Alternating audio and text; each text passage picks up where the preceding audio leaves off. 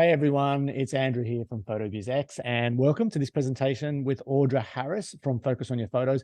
If you didn't hear episode 530, that's where I did interview Audra and she talked all about her lead qualification process and the company that she set up. She basically subcontracts or contracts to photographers in the States and Canada, she just said, and she can actually do your lead qualification for you. I guess the idea of coming here today is if you don't live in the States or you want to actually do this yourself and be better at it. So Audra's going to show us exactly how to do that.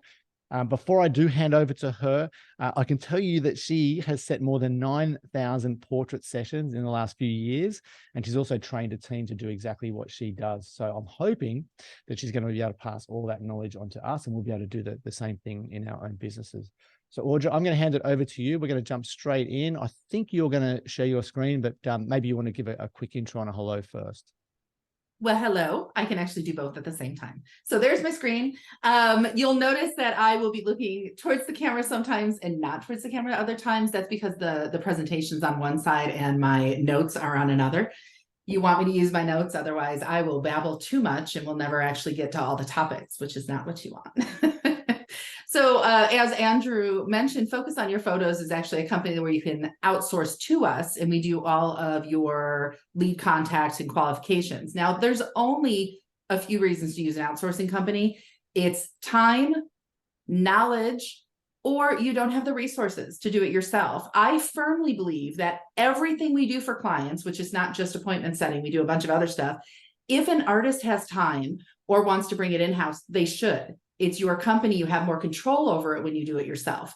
That being said, not everybody does. So that's why we're here. So what we're going to go through today is a lot of information, and it all centers around qualifying the right people for your business. It's not just about getting people into the studio.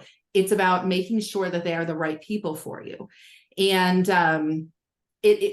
bear with me because there's a lot of information that goes around that, in my opinion.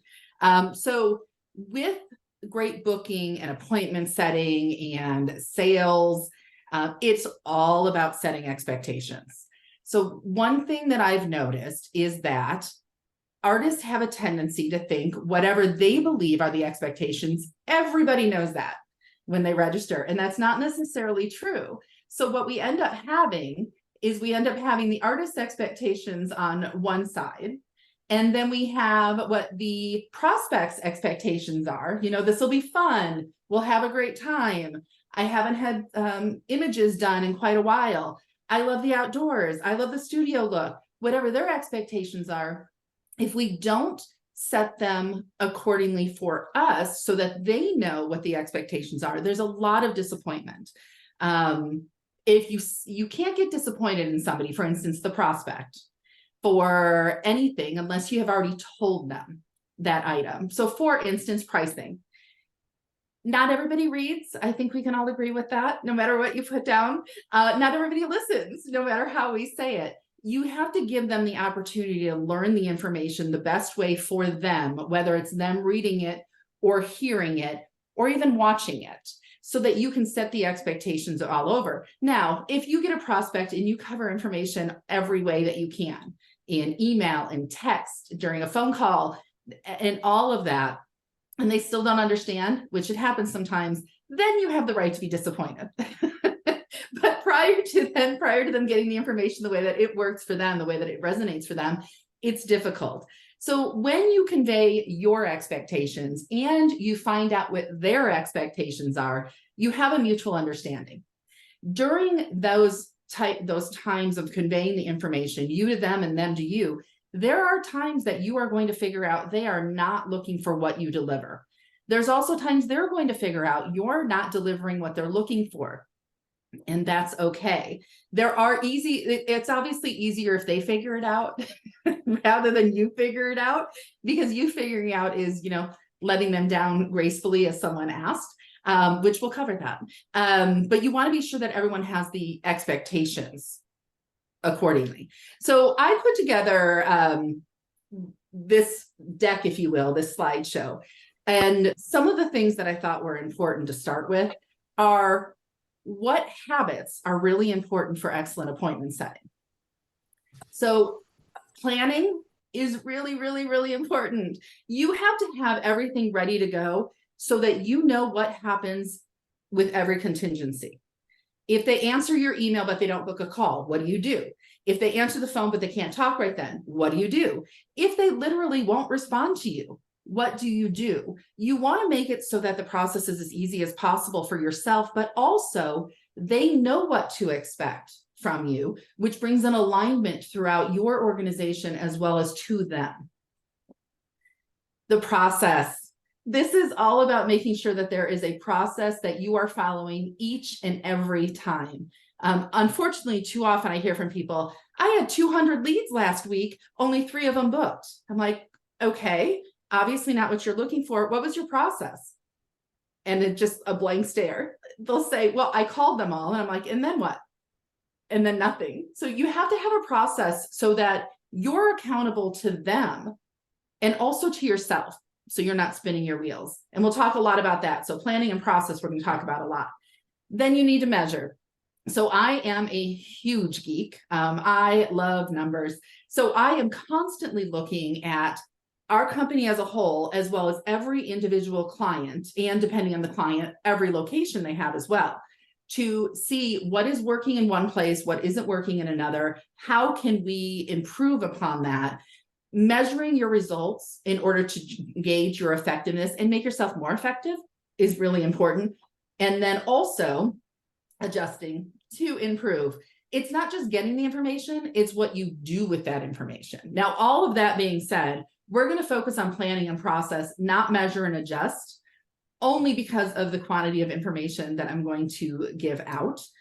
If that's something that Andrew wants to talk about in the future, we can definitely do that. But I also know that there's some other people that have done interviews with Andrew that talk about those specific topics too, I believe. So let's talk about planning or pre-marketing. People call it all different things. It basically is laying out the groundwork for what is going to happen. So with your planning and your pre-marketing, you want to be sure you have all of the details as needed.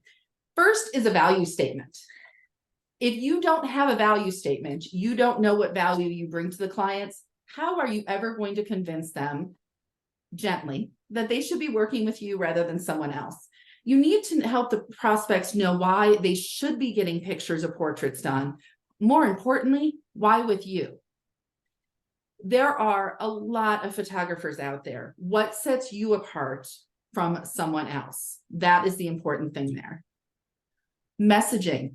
There are 2 different ways to message overall, and this is part of branding in general. Whether you want to do it fact-based of I've won this award, I've worked in photography for this many years, I've photographed this many people, or if you want to do emotions-based, such as I'm a mother too. I understand children grow up too quickly, or a parent, it doesn't have to be a female. So fact-based versus emotion-based, know in advance how you want to present yourself to the public. And this should be, by the way, I'm talking about appointment setting. This should be through everything so that it's seamless. Your website, your emails, every piece of marketing you put out there, your Facebook ads, all of it should be similar, so that they don't feel like, oh, well, I clicked on this ad, but when I went to register, this seems totally different. You want to make sure that it's seamless throughout. Time investment. So this is a good one. From what I know, and I don't know firsthand, I don't own a portrait studio, but from what I know, you can spend a lot of time doing things that aren't actually fruitful. You should know where you want to spend your time when it comes to appointment setting. There are different ways to do everything that I'm going to walk you through today. You can get a lead through the door and then qualify them start to finish. Or you can get more qualified leads through the door, theoretically, and then qualify them. The more information that you give to them at the beginning, the more people are going to self-disqualify. That can be good and bad. In a good way, you're not spinning your wheels talking to too many people. In a bad way, there might be some people that self-disqualify that could have been really good sales.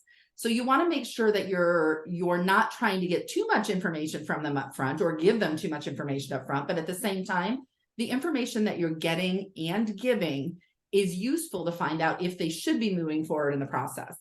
With that, one of the questions that I get quite frequently is, how much information should I give out before I actually try to contact somebody? What should be on the Facebook page? What should be on, should I do a landing page? Should I do leads? How should I get the prospects to us? An overview of that, if you are outsourcing to a company that is paid by performance, meaning you don't pay them per hour, per lead, per call, anything like that, you get them every lead you possibly can. Don't even try to qualify them, because that's their job. Even Focus on Your Photos, that's the way we do it. It's their job to go through and contact every person and see if there's going to be a good fit. Now, if you're the one doing the follow-up with the leads, or you pay somebody hourly, you're going to want to get them the most qualified leads possible, because you're paying for that time as well. So when it comes to getting every lead possible, Facebook lead form every single time. Give them minimal information as far as, and we'll talk about this in a second. Well, I'll talk at you about this in a second. As far as what the project is, what the project is not, what they get for participating, and a few other details like, what's your lowest price product? What's the average spend? You don't want to ask them any questions at all. If you're doing Facebook lead forms, you just want them to say yes, so we can get their information and start contacting them. If you're doing it yourself, or you're having somebody do it for you, somebody that works directly for you, or another organization that doesn't do paid by performance, they do hourly or hourly plus commission, you want to get them the most qualified leads possible. So with those, you have two options. Do the Facebook lead forms with ask them a few questions, or you can do a landing page and ask them a few questions.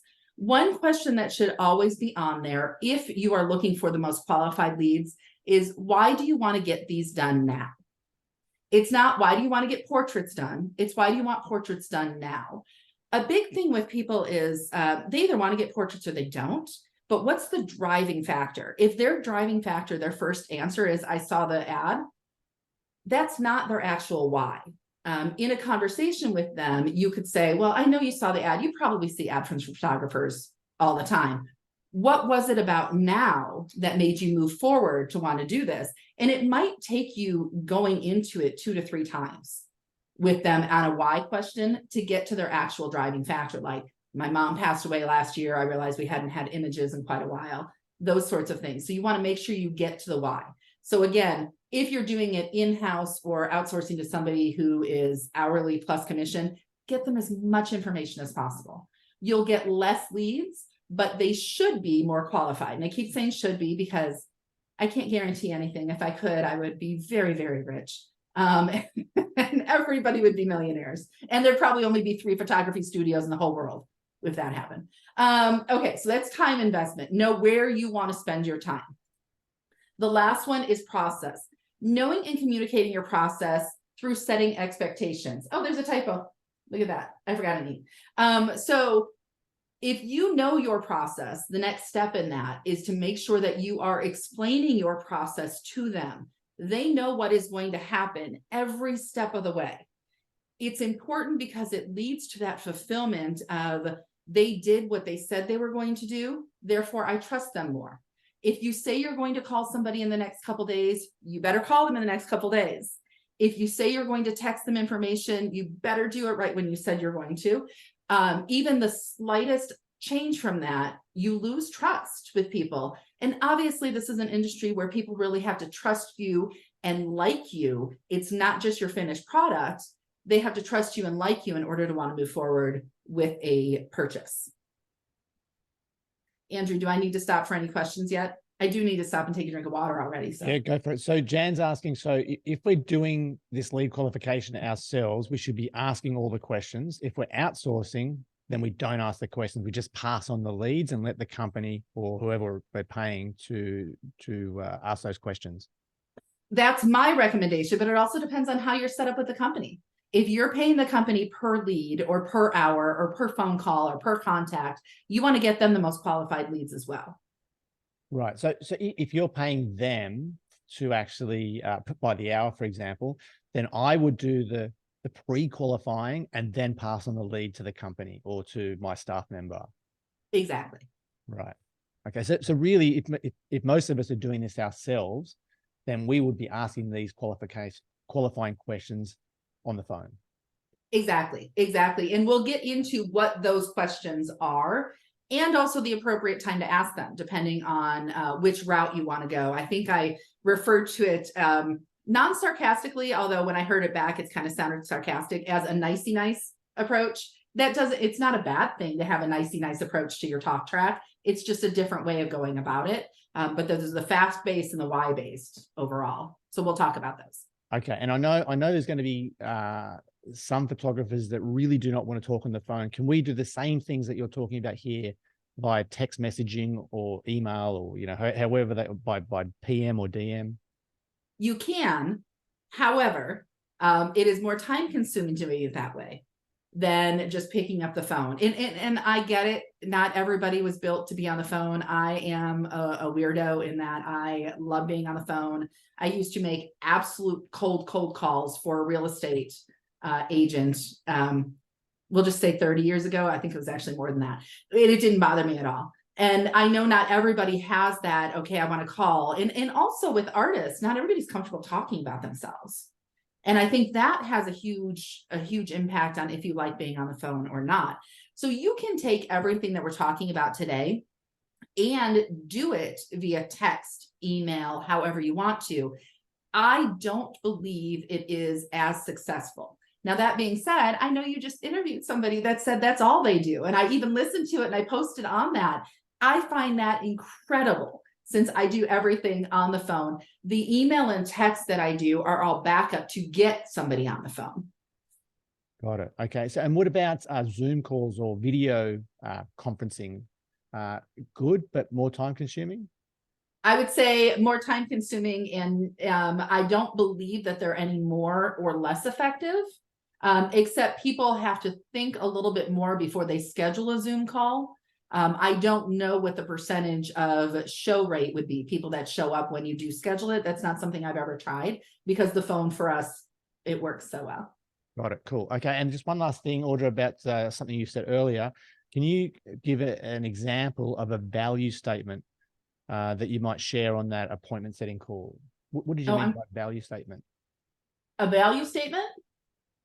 So this is everything about your organization, why someone should work with you. For instance, this many awards, I've been, a dog photographer for 25 years, anything like that. Even if it's not 25 years, actually say what it is. And you can do that where it's fact-based, or you can do it where it's emotion-based. For instance, I've volunteered at a dog shelter for the past 15 years. And I found a true love of capturing their personality, and it helps get them adopted. And that's, more of an emotion-based versus I've won 5 awards and been doing it for 20 years. Right. Okay. So I would find it difficult to go with that kind of statement, but I would find it easy for a staff member to do that on my behalf. I would be more exactly emotional. Yeah. Okay. And there's a lot of people, a lot of artists, again, that have difficulties talking about themselves. They find that it seems like they're bragging. Of course, we've got the others that they literally are bragging. You want to find a happy medium between the two. Cool. Awesome. All right, let's keep going. This is great, Audra. Thanks. Okay. So information to provide. I'm just going to walk you through this, and there are a lot of different ways to put them all together. So we'll talk about that as well. So the information, if you are doing a Bernie style ad, for instance, which a majority of my clients actually do Bernie style ads. I have some that don't, but majority do. You want to make sure that you get the project information out there as far as who you're looking to participate. Also, a little side note with that, even if you're looking for something specific as mothers and children or twins or anything, you always want to be sure you're saying entire family. So it's not just twins, it's twins in their entire family. The whole purpose of that is bigger sales.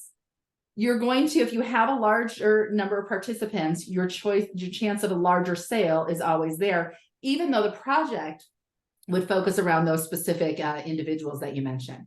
Where is it going to be held? When are they going to be held? And with the when, if it's not for, let's say 2 specific weekends, you can say something like within the next 30 days, within the next 60 days, however you want to put it. It doesn't have to be specific dates. You can be general about it.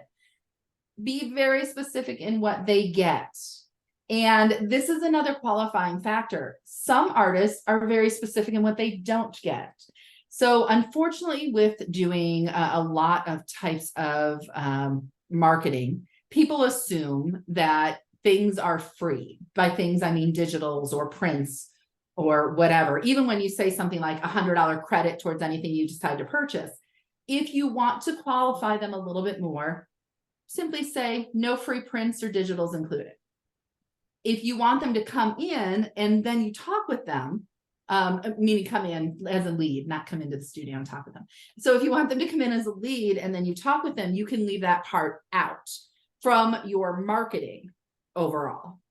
You do obviously want to say those specific words to them at some point so that they're not going along their assumptions. And then, do you have an obligation for them to purchase? Is there no obligation to purchase?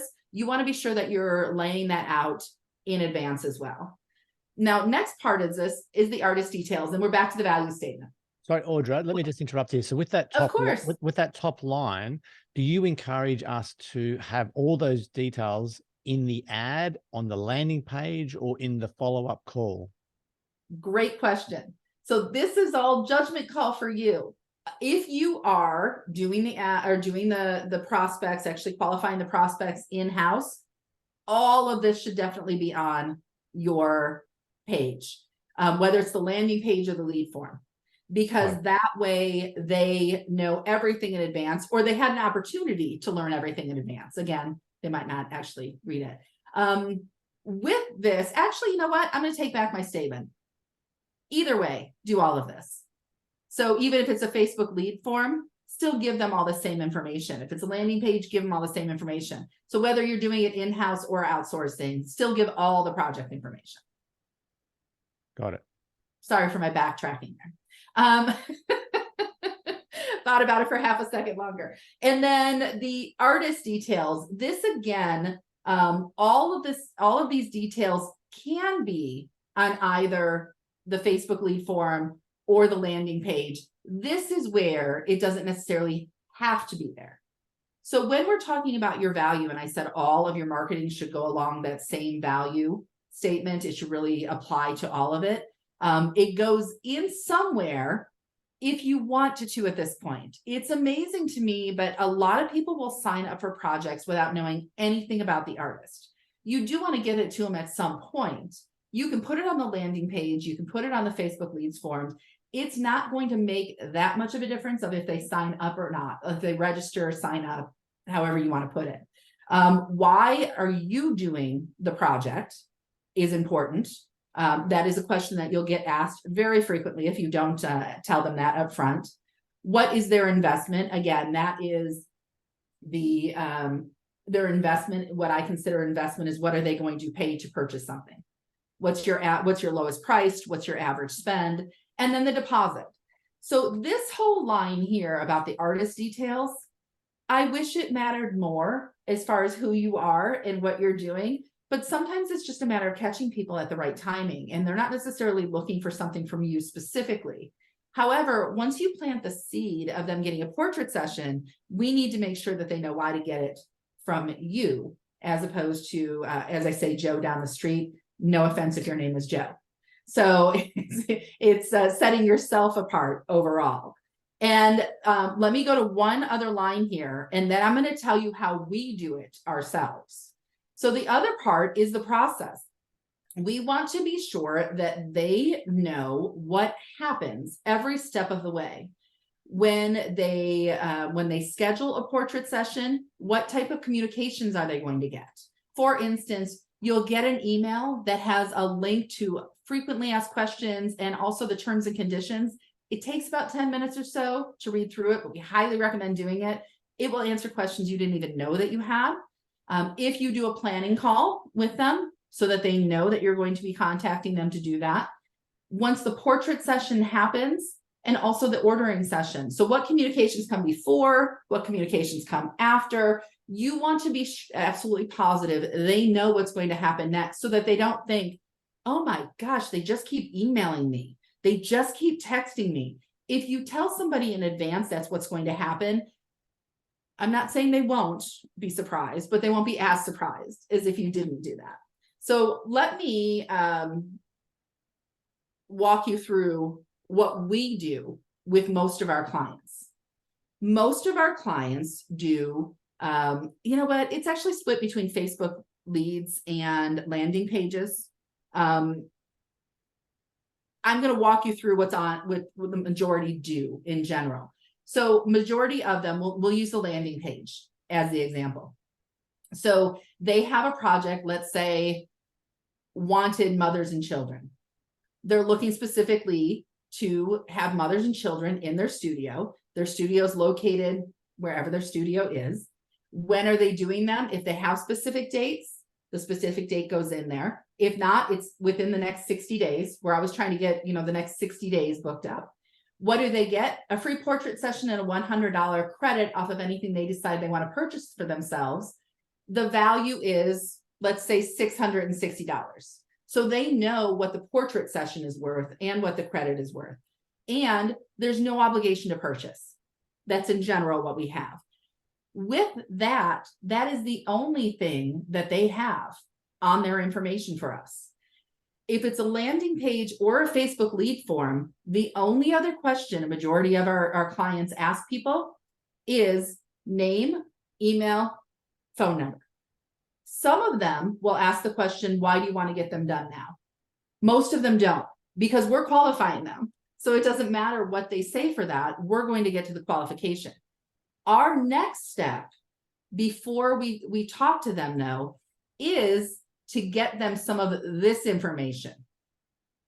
So a value statement, a little bit about the artist. And when I say a little bit, it's usually one sentence, maybe two sentences in a text.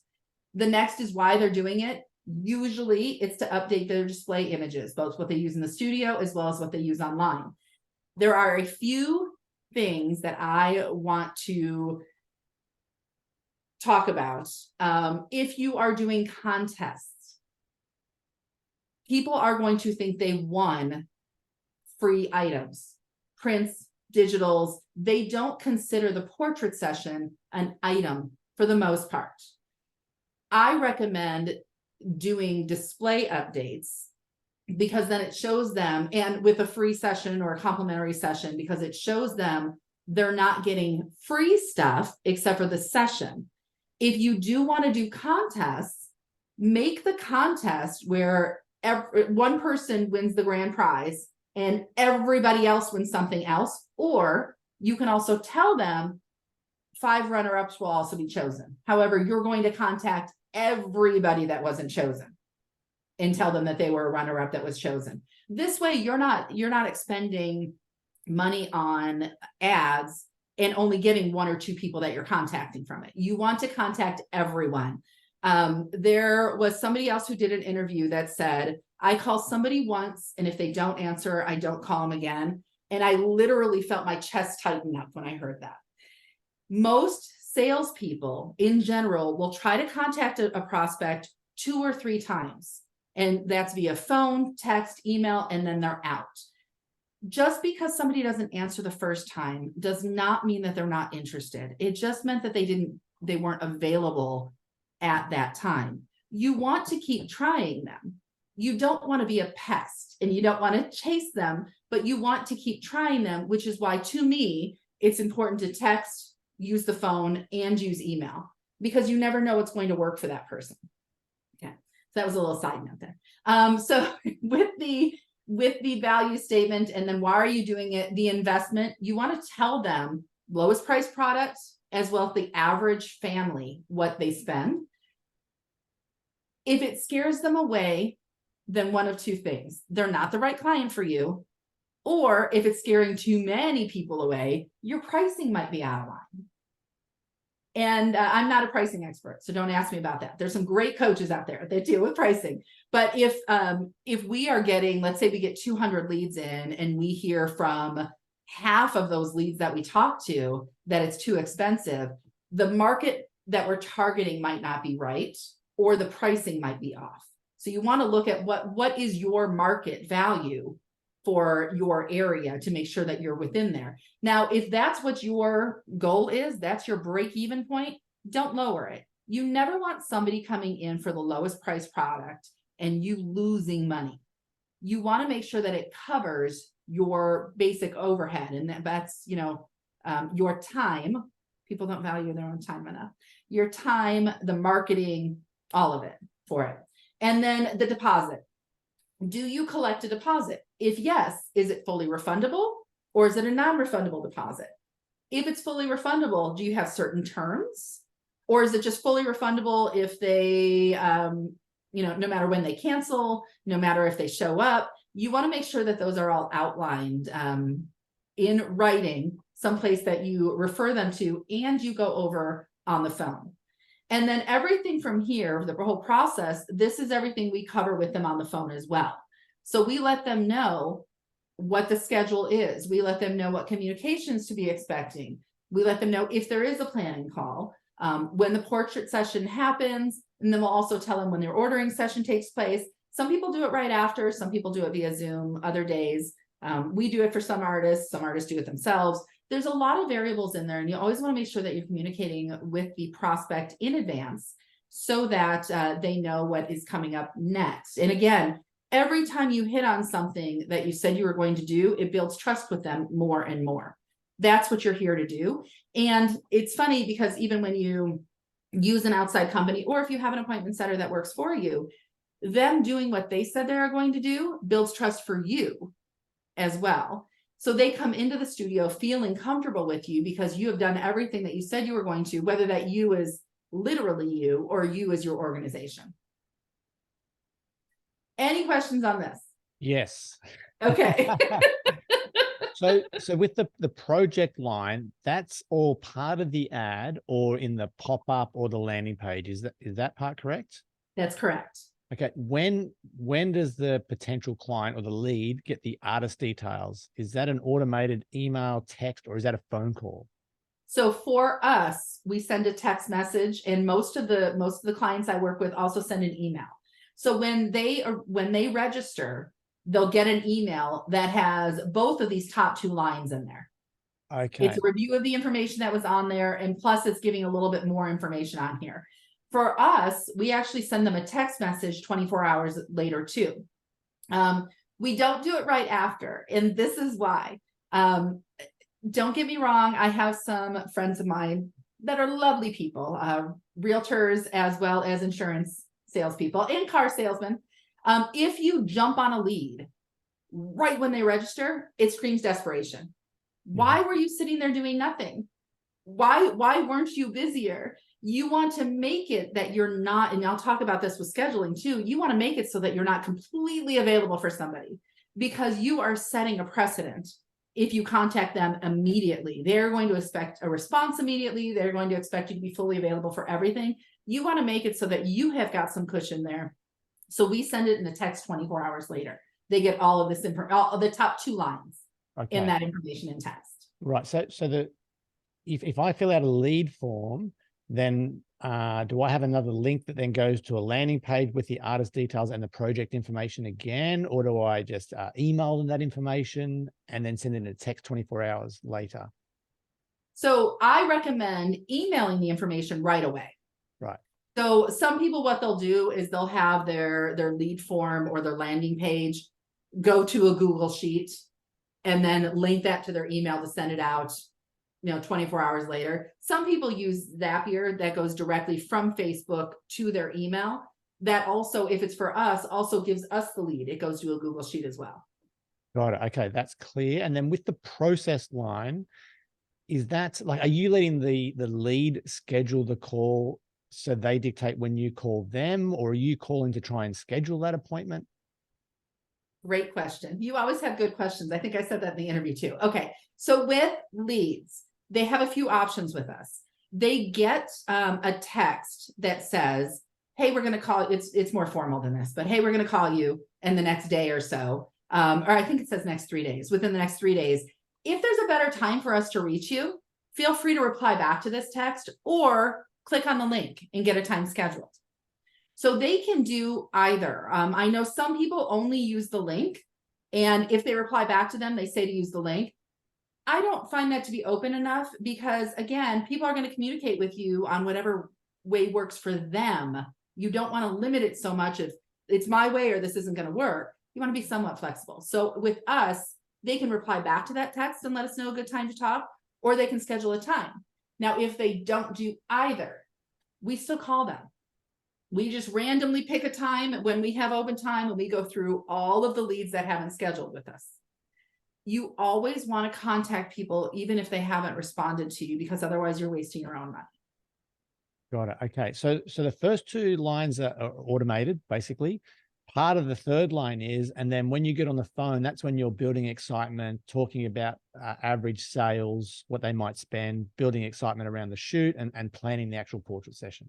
Exactly. A lot of times, the information that's on the phone call is literally reviewing these first two lines. And then we get into, okay, let me tell you how it all works. And then we get into that, and we'll talk about that in the talk track. Okay, perfect. Perfect. Okay. I think you've covered everything here. The questions, I'll throw some more at you as we go, but this is great. Thanks, Audra. Keep going. Okay. Oh, so I mapped out our client journey. This was actually kind of fun to do. I've never done this before. It looks all just in my head and in my training. It looks so cool. The reason I did this is there is no clear-cut way to get to the booking. There's not just one way. You want to make it so many ways that the person is able to, again, contact you, talk with you on their own time within limitations. Please don't make your hours anytime they want. It won't work out well for you. You have to set limitations for yourself. But whether it's a phone call, whether it's an email, whether it's a text, how you follow up, all of that. Knowing your client journey is really, really, really important, and making sure that you have everything covered. And you'll notice that there's phone calls, there's voicemails, there's emails, there's the email follow-ups, the text follow-ups, the phone call follow-ups. You want to have everything outlined before you actually start the process. And it looks a little more complicated than it is, although I think it looks pretty cool. But it leads to the same thing. They are going to book. Oh, you know what I don't have on here is disqualification. So we'll just pretend everybody's going to book in this scenario. But this is what we want to lead them to, is actually scheduling the phone call. So let me tell you, actually, I think it's the next page. Okay, so this is the talk track that I'm going to go through next. The talk track is all of the information to get to them, and you basically decide when they get it. Like we just talked about on this one, you can decide if they get it right at the beginning so that they're more qualified when they get to you. If you want to give it to them in text, email, phone call, it really is up to you. On that side note, if anybody decides to implement this doing only text and email, please let me know how it goes. I'd be really, really curious to know how this type of a system works with only that, considering we've got many, many people employed to make phone calls. Okay, so client journey, we talked about that. We'll go to this now. Talk track. These components are going to be in a certain order for me to explain them to you. However, I'm going to show you your real options for how you put them into play, depending on how you want to do it on your own. Everything that I do it because, and when I say I mean the whole company, this is the way that it's worked the best that I have found. It doesn't mean it's the best way for you, for your demographics, your personality even. These are just examples and highlights of what we do. So components, definitions, examples, and some please don'ts. You'll see what I mean by that here. Introduction and flow. This is an easy one. Who are you and why are you calling? Hi, Andrew. This is Audra with Audra Harris Photography. Is now a good time for you to talk? Notice my don't ask them if it's them on their phone. It's just them. They picked up the phone. You know it's them. And don't ask how their day is. I know so many times people think they're just being polite. If you have ever worked in an office environment or even gone into a retail shop and someone says, "Hi, how are you?" and they keep walking and you're like, "You didn't care how I was at all."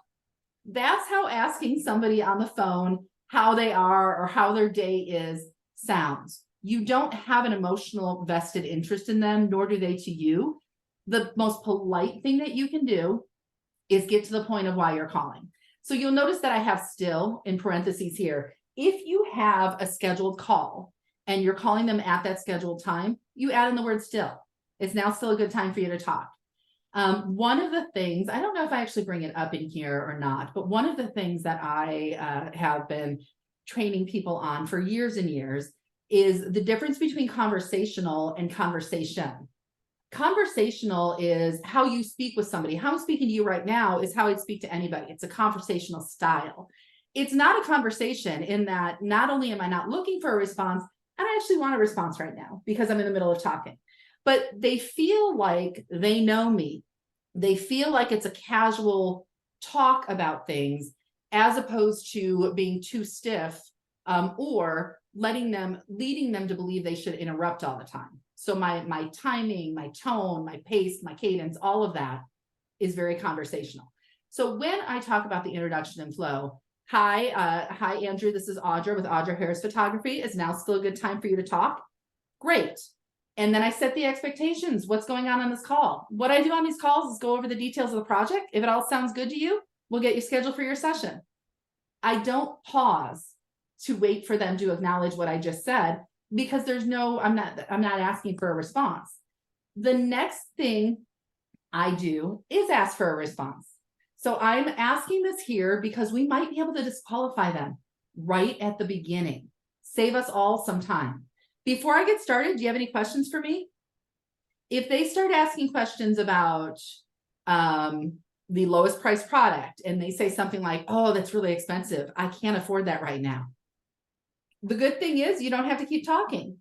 You have a disqualification. It's not a bad thing at all to disqualify somebody. It saves you time and effort, and not just on the phone call, also having them come into the studio. One of the don'ts that I have here is answer 2 questions. Or more than 2 questions. Answer 2, but no more. So if they ask you like, it says your lowest price product is, $795. What do I get for that? Answer that and say, do you have any other questions? When are the sessions taking place?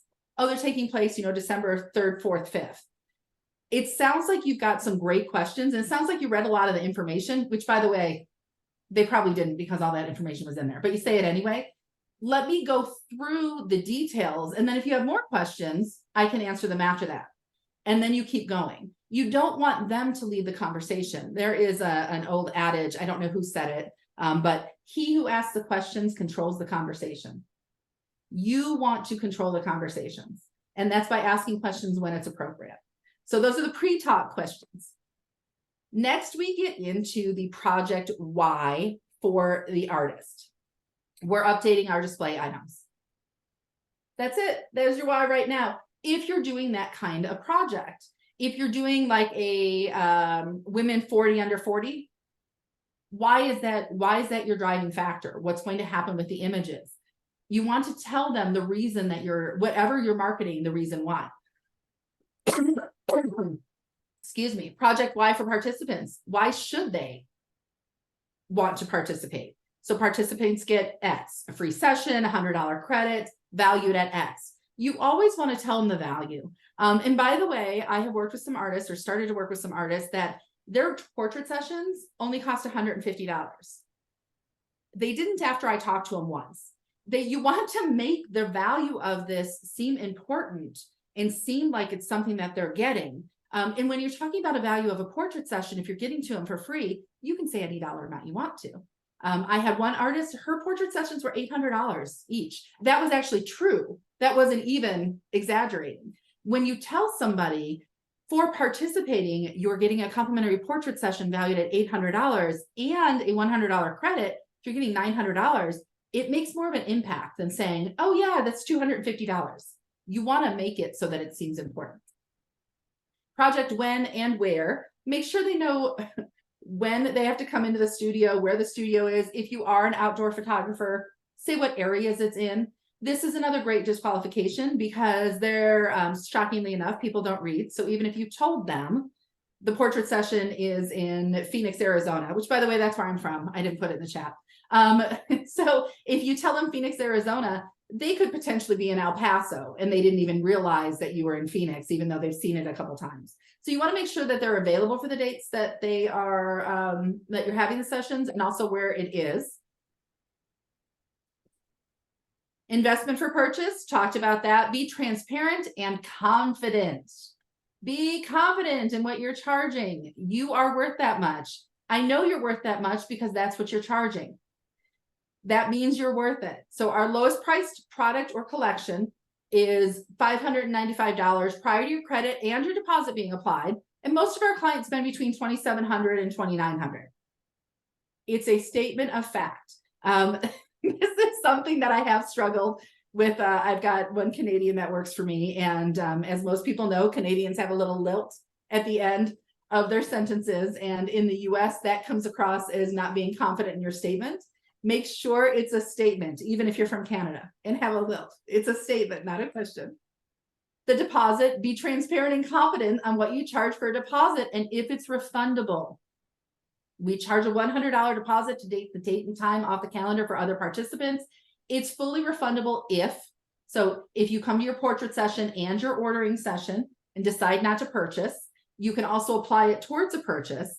It's non-refundable if you cancel without rescheduling or you don't show up for your appointment, which I think that's understandable.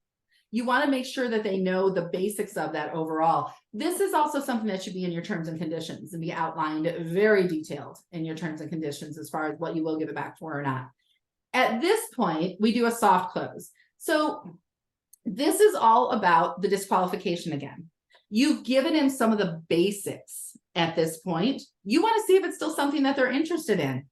Before I get to the other details, like how the whole process works, how do you feel about the project? Notice I use the word feel, literally use the word feel. When you use feeling questions, as opposed to how does this sound, you get a more detailed response. Also, I didn't use a yes or no question. Does it sound like something you're interested in? That's a yes or a no. Either a yes or a no is a stopping point. Whereas, how do you feel about the project gets them talking about feelings and usually will elicit a longer response that you can then play off of later on in the process. Oh, and please don't keep talking. Just ask the question and stop. Quite frequently, people that are nervous about being on the phone, who are uncomfortable on the phone, they'll just keep asking the same question. How do you feel about the project? Like, do you think it's something that you want to move forward with? What are you thinking? Should I go into the details? One question, and then let them answer. Okay, so that's the soft close. It's like a check-in, if you will. Prospect why. This is where you find out their actual motivation. If you had it on the lead form or on the landing page, you're still asking it. You would say something a little different. You would say, I know you put this when you registered. What is causing you to want to get these done right now? What about the posting for the project caught your eye? Again, you might have to ask different questions a couple ways before you get their actual reason. Not getting them done in a couple years usually isn't the actual reason. Why is it important to you to get them done every few years? Did you have them done every few years when you were a child? Do you still have those? You might want to have those types of conversations and have those ready. The artist value. We've talked about this a little bit. Get them thinking about why they need the images now and make sure that they need the images from you. The way that you do this is, I know you saw some details about us when you registered. Did you get a chance to look at the website yet?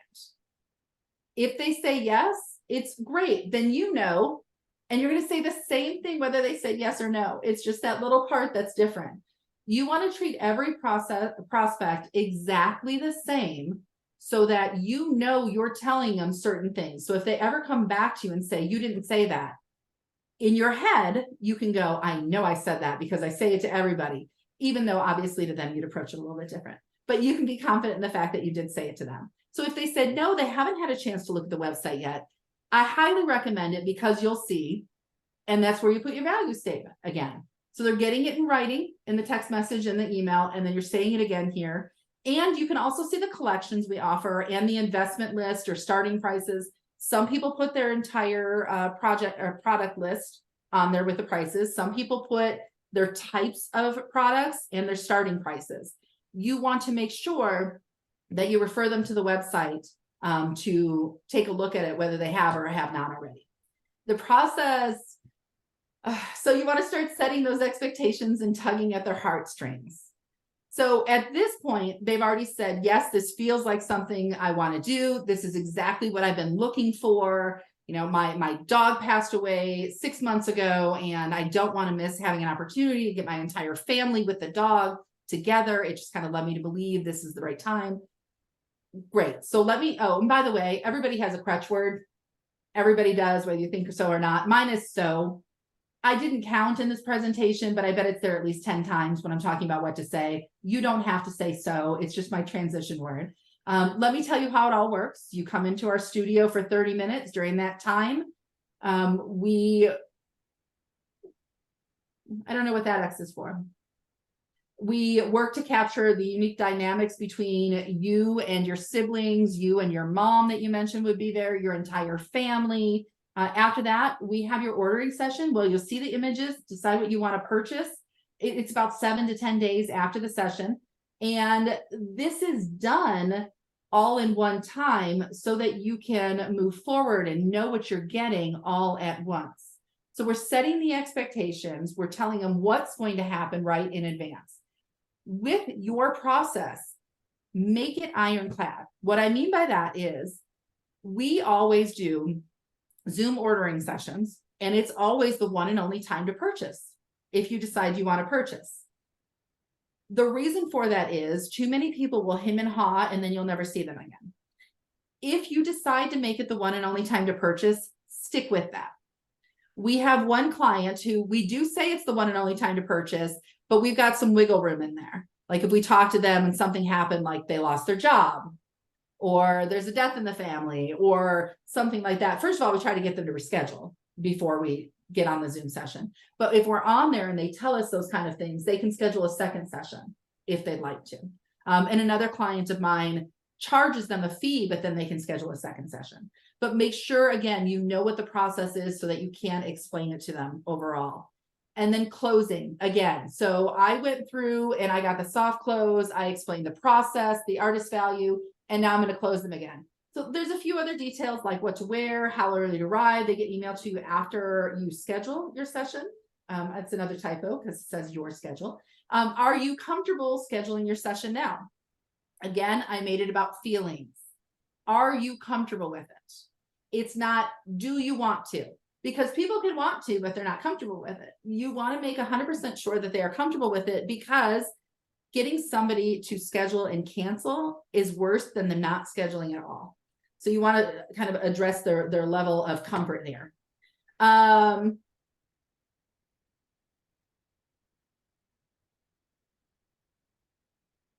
on.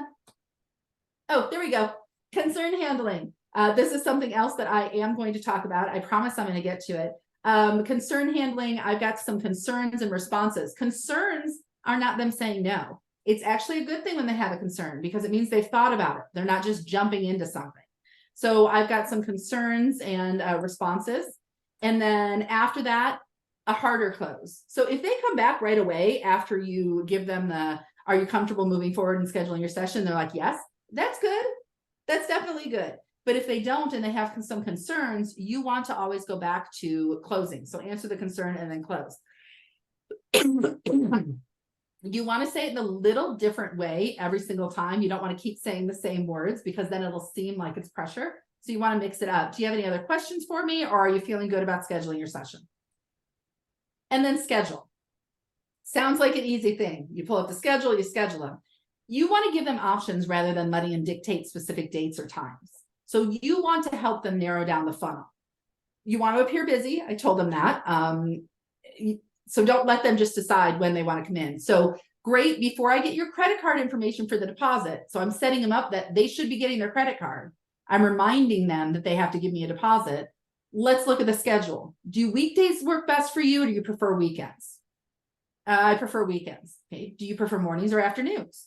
If they have children, remind them to take nap times into consideration. I am shocked by the times mothers will bring in a cranky little child because, and I'm a mom, so I know how it goes. They just forgot about nap time. Bring it up to them and remind them about it. Okay, so knowing that, we have a few options on December 19th or December 20th. What works best for you? Sometimes we'll actually say, you know what, weekends are good for me. I prefer Saturdays. Great, so you already know you need to focus on a Saturday. You always want to give them at least 2 options. I don't know, I think I held up 6 fingers there. 2 options. And don't just randomly ask them what date works for you. Even if your calendar is completely open, don't make it seem that way. Collect the information. So whatever information is on your form, instead of just starting to ask questions to make it sound like a survey, say, to make the most use of our time together, I have a few questions. Who will be attending the session with you? Names and ages for anyone under 18. You don't care about the 37-year-old brother's age. You care about the kids' ages because that's going to adjust your session overall. Communication expectations. This is the thing that I went through earlier. Make sure they know what's going to happen so that they're not overwhelmed with whatever they get. You'll get a confirmation both your portrait session and your ordering session. There'll also be some other emails about what to wear, how to do your makeup. You can also find the tips on the website at whatever your website is. Takes maybe 10 minutes to read through them. It's time very well spent as it answers questions you didn't even know that you had. So that's the talk track that we go through. There's different ways to put it together, which I'm going to go through next, but I want to stop and ask if there's any questions first. There is, absolutely, Audra. So let me just take you back to earlier. When you go to make that initial phone call to have this conversation, what do you do if they don't answer or it goes to voicemail? Great question. So that's up to you and your process. We leave a voicemail and we send a text message. So if I get somebody's voicemail, I call them. First of all, it's, obviously not exactly the same because they didn't schedule the call, nor am I speaking with them, but it's pretty much the same. Hi, Andrew. This is Audra with Audra Harris Photography. Reaching out to you about our Mothers and Children's project. You had registered, but we haven't had a chance to talk with you yet. Feel free to call me back, or I'm also going to send you a text in just a moment. You can respond to that with a date and time that's convenient for me to call you, or there's even a link where you can schedule a good time for yourself. So we look forward to hearing from you, and that's it. And then do you follow up with another phone call if you don't get a reply to that voicemail? We do. So we are, we're pretty relentless, but not in a pesky way. We don't do everything like day. We spread it out. So they get contacted the first couple days, they're getting contacted every day. After that, it kind of trails off, but we contact people 13 times over 13 weeks via text, phone call, or email. And I will tell you, we used to do it longer. I cut it back because we used to do, I think 15 or 16. I cut it back to 13, but that person who responds to that 13th voicemail is just as likely to respond to that 5th voicemail. They trail off. And it helps if you have automations. You don't have to. This can be as complicated or as simple as you want it to be. But it helps if you have a system that has automations too. Okay, so when do you, what's the message when you stop? Do they have to say, listen, stop calling me? Some do. Some are like, take a hint, lady, I'm not interested. Others, they go through the whole process and they have never responded to us. Okay, right. So 13 times, but that's mixed approaches. That's text, that's email, that's phone call. Exactly. Cool. With the different reasons for the project, like you mentioned, it could be to get new artwork for my website and marketing, whatever it may be. Does it matter if the project is a fundraiser, say for the Breast Cancer Foundation? Like, does that affect things in any way? It does, as far as your breadth of reach. When you are associated with an organization and you're doing fundraising for them, people feel like they can already trust you. So you end up getting a larger quantity of leads generally. And by the way, a little side note on fundraisers, if you are doing them, make sure whoever you're partnering with is marketing for you too. It shouldn't just be you. They should be also reaching out to their members, their affiliates, their donors, whoever, to get them into your studio. But it does make a difference because it adds a little more validity right from the start.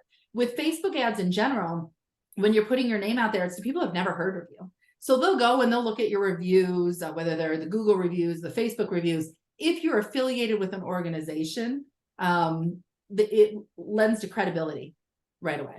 Got it. Okay. You gave an example of a photographer that we had an $800 session fee, and you encouraged us to increase our session fees if they're at $100 because it looks more attractive. Mm-hmm. So let's say I'm not comfortable with 800, but I'm comfortable with, say, $395. I would then show that on my website as my session fee. Can that have no inclusions?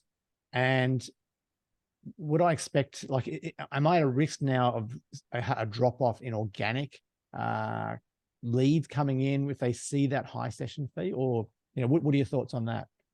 So it really is up to you as far as that goes, because what you can do is have two different types of projects, if you will. So if you have a project, let's say the display update project, you can give an overview on your website of free session valued at X, project credit of X, and you can have other sessions, standard sessions of, whatever you want to.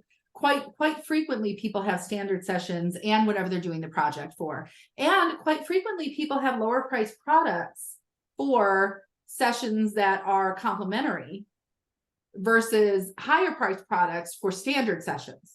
So even if your standard fee is lower than what you're saying your other fee is, you can justify it with the products actually start lower. Got it. Okay. So we shouldn't be afraid to have different prices for different projects and things going on. Like, it's our business. We can do what we want. Exactly. Just be sure you have a reason for it. Be sure you can verbalize why it's going on, because otherwise, again, trust factor. And that's the same with fundraising too. I love the fundraising book projects. Absolutely love them. People are gracious. They're excited to be involved. Doesn't mean they always buy. So you need to be sure that the people that are signing up are doing so for the right reason, and that your average sale isn't going to, or your business in general isn't going to feel pressure because of it. Got it. You made a point of saying that if you ask the prospects why in your lead form, that you should also ask that again on the phone. Why is that why question so important? It brings it back to them. So somebody could have been up at 11 o'clock at night, and let's say their mom just went to the hospital, and they're feeling it right then. And they put that in. My mom just went to the hospital. It's a terrible reason. I probably should have used something more upbeat, but you want to bring them back to that emotion, back to that feeling when you talk with them. Them telling you what is going on in typing it out is one thing versus them verbalizing it to you. If you're not comfortable with just asking them why again, tell them what they put on the form. I prefer to make them say it again. And sometimes it's good reason. But my son's going off to college. We want to memorialize this time and, those sorts of things. But you want to make them say it again because it brings them back to that emotion mentally. Got it. I love that. Okay. With the pricing range you quoted, most people spend the cheapest product or the most affordable least product is expensive, not cheapest. Sorry, what did you say it was? Least expensive, not cheapest. The least expensive package is $695, but most clients spend between, and I think you said something like $2,700 and $2,900. Why not between $2,700 and $5,000? So you don't want to make it unrealistic. So you want to take literally the average. So in that example, my average was technically $2,800. But I wanted to tell them $100 on each side. And we do have people that occasionally will go, well, what does that include? What comes for $2,800? What am I going to get? Be ready with an answer for that. You can get a large quantity of digitals and a few pieces of artwork. You don't want to go, you get 27 digitals and then you get one 8x10 and one, don't give them specifics, but make sure you're ready with that answer. I do have another client that they used to say up to And that scared people off. It was, I think the average at the time, we used to say $2,300 and $2,500 up to $10,000. And people were like, I have a potty mouth, so excuse me if I offend anybody, but people were, I mean, you could actually audibly hear them go, holy shit. When you say $10,000, you don't want to scare people away. You want to give them an attainable range. And if that range isn't attainable for them, and that's what you're truly going for in that range, it means they're not the right client for you. You don't want them in thinking they're only going to get one image. Got it. Okay, that makes sense. So even though you have the potential for them to spend $5,000 or $10,000, we just don't say that on that call. Correct. Got it. I got a couple more just to throw at you here. What if one of those, I think on the next talk track page or the one after, when the first objection options. The soft close? Yeah, soft close. What if they say, you're predominantly going to be talking to mothers, women, and they say, I need to talk to my husband or my partner. Like, that is a great question. I actually have a whole slide about that. Okay, all right, let's leave that then. When we get to that, you're going to tell us what to say if someone says it is too expensive or they can't afford it. That's going to be part of the disqualification slide, I'm guessing. There is a disqualification slide. I don't know if that specific objection is on there, but definitely remind me if it's not. Okay, and if someone asks at that point, can I actually have a price list? Do you send it to them, the full price list? That is at the artist's discretion. So what a majority of the artists that we work with do is they say, on our website, we have the different collections and the starting prices. If you're comfortable with those, you'll be comfortable with our price list. If somebody pushes, some of the artists will just send them the price list, but we really try not to. It's overwhelming for some people to have all of these options and for them not to even understand fully what the actual products are. Got it. Okay, perfect. Okay, I think we've covered the questions here. So I'm going to hand it back to you, Audra, and we'll keep moving. Okay, I'm going to This is great. This is great. Hold on, I have to click through all of these. Yeah, all good. Okay, what's next? Oh, talk track. So this is where your options come in. You can do project led, which is what I just walked you through. It's all about the project. We didn't get to their why until after the soft close. Or you can do the why led. That's when you ask why when they first pick up the phone. So let me show you what these look like. So this is project led. We do the introduction and flow, the pre-talk question, project why for the artist, project why for participants, when and where, the investment for purchases, the deposits, the soft close, all about the feelings. Then you ask the prospect why. You go into artist value, you go into the process, you go into the close, you concern handle with them, do the harder close, schedule your date and time. Oh, day and date. I broke them up there. And then collecting the information and communication expectations and your wrap up and you booked. Woo! See how easy that is? Everybody should just put this up on their wall and then you would be booking constantly. The other option is the why led. The only difference here is you're starting with your introduction and asking them why immediately. And then you're going into the artist value, and then you start to go into product information. We do, within our company, we do project led. And the reason for us is it doesn't matter why they want to us. It doesn't matter why they want to get them done if they can't afford to get them done. And I don't mean to sound cold. I'm not. I'm actually too empathetic sometimes. But when it comes to this, they're either a good prospect or they're not. And in doing the project led first, we can be on and off the phone with them and have them booked within 15 minutes. If it's not a good fit for them, we are on the phone and off the phone. Sometimes when we ask if they have any questions right at the introduction, so within 2 minutes. If we go through everything up into the soft close and they give us a yellow or a red flag, which we're going to talk about, or they say, you know what, it really just isn't what I was thinking. It's maybe 4 minutes. We want to use our time wisely and also theirs. We want to get to the yes or the no as quickly as possible without making it feel rushed, obviously. So the only difference with the why led is where you put things. All those same components that I went through are all still in here. And look, you still book them. So either way, you're booking people. I like it. So any questions on the concept here? I know we didn't go through every single one of them. No, I can see like this is very process orientated. How long do these calls normally take you and your team? So for our team, since we do the project led, it's 10 to 15 minutes if they book. If they book, okay, and then you're trying to get them off. And when we were 2 doing to the 4 Y minutes. led, it was 10 to 15 minutes even if they didn't book.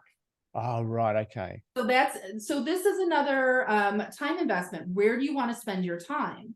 And I had a conversation with a lovely woman who's actually an expert in the boudoir field, and she coaches and everything. And we had a whole conversation about why I do what I do the way I do versus what she does.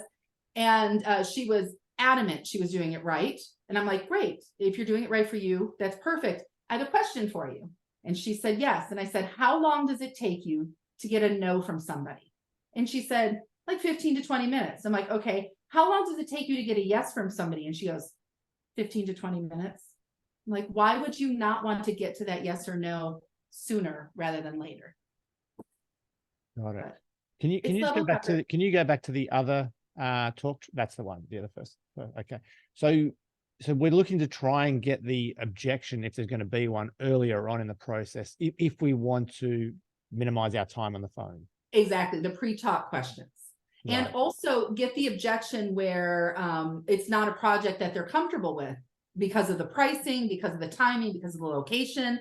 You get all of that information to them first.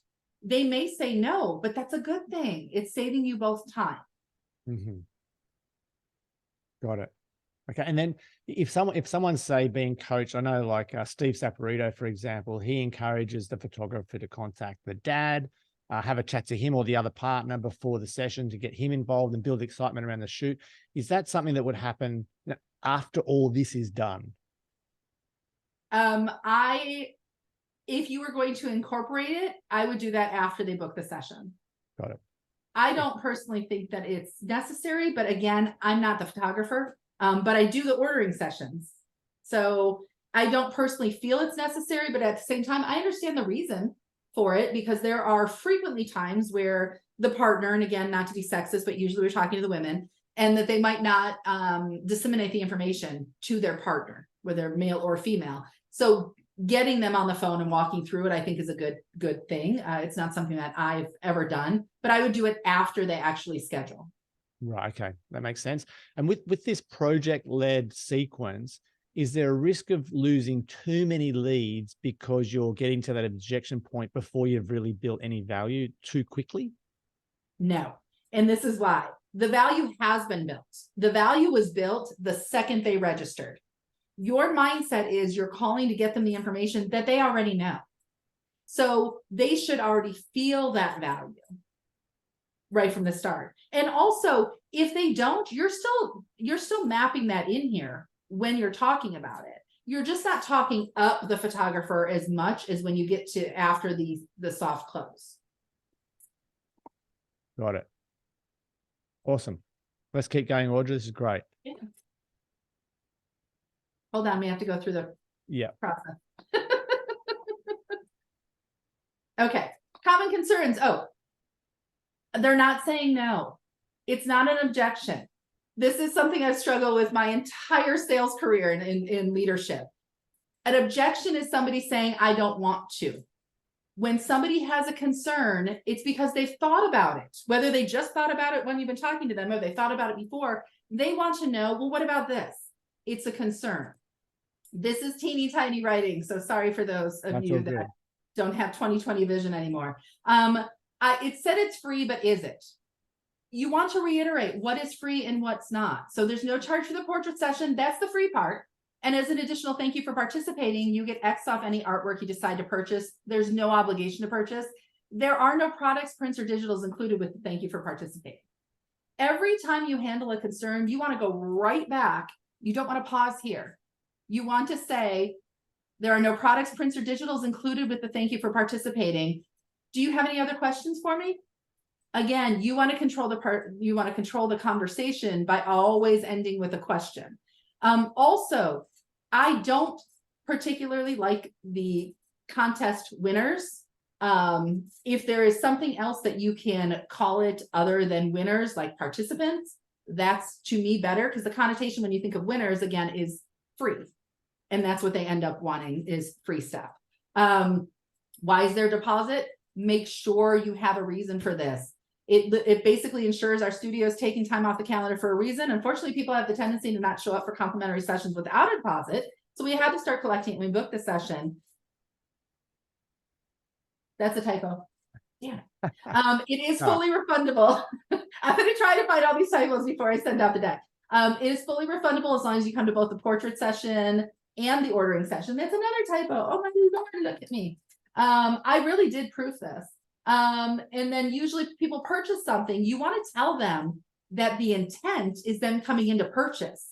So usually people purchase something to keep as a memory. So we credit it towards the collection on top of the $100 credit you're getting for participating. If you decide not to purchase, then we refund it to you after the ordering session. And then did I win? Actually, it's a display update project, not a contest, meaning there's no winners per se. Anyone who registers has the opportunity to participate with a free portrait session and a $100 credit towards anything you decide to purchase. Now, obviously, if you're doing a contest, the answer is always going to be yes. Did I win? Sure did. Whether they won the grand prize or a runner-up prize. So, Audra, what if someone asks, how many winners are there, or how many runner-up winners were there, or are there going to be? So if it is you making the calls, have a definitive number. And if you marketed that there's only 5, say there's 5. If you somebody else marketing, we are really good at knowing when and where to place the I'm not sure card. So for instance, if I was calling on somebody and it was the runner-ups, and if they're like, well, how many runner-ups did they choose? Actually, I'm not really sure. They just gave me a list of a few names and I'm calling. Right. And then I go right back to whatever I was saying. Okay, so I never want to say everyone who entered if I'm the one that's making the call. No, and you don't want your person saying that too. Right. So everybody's a winner. No, you don't. Right. So if could I say 20? Could I say 30? You could say whatever quantity you want. Okay. All right. So and if they tap out there, that's fine. They weren't for you. I'm sorry. Can you say that again? Sorry. If you say, oh, that there's going to be 30 runner-up winners, and they say, oh, well, I'm not interested, then it's not really, that doesn't sound right to me. Then you just let them go. You can, or you could just say, 30 out of the number of participants or number of entries we had. That's actually a really low number. We had a great entry rate or great demand. Something. I love the way you just don't let anyone just go. Like you're really trying to get the most out of every lead possible.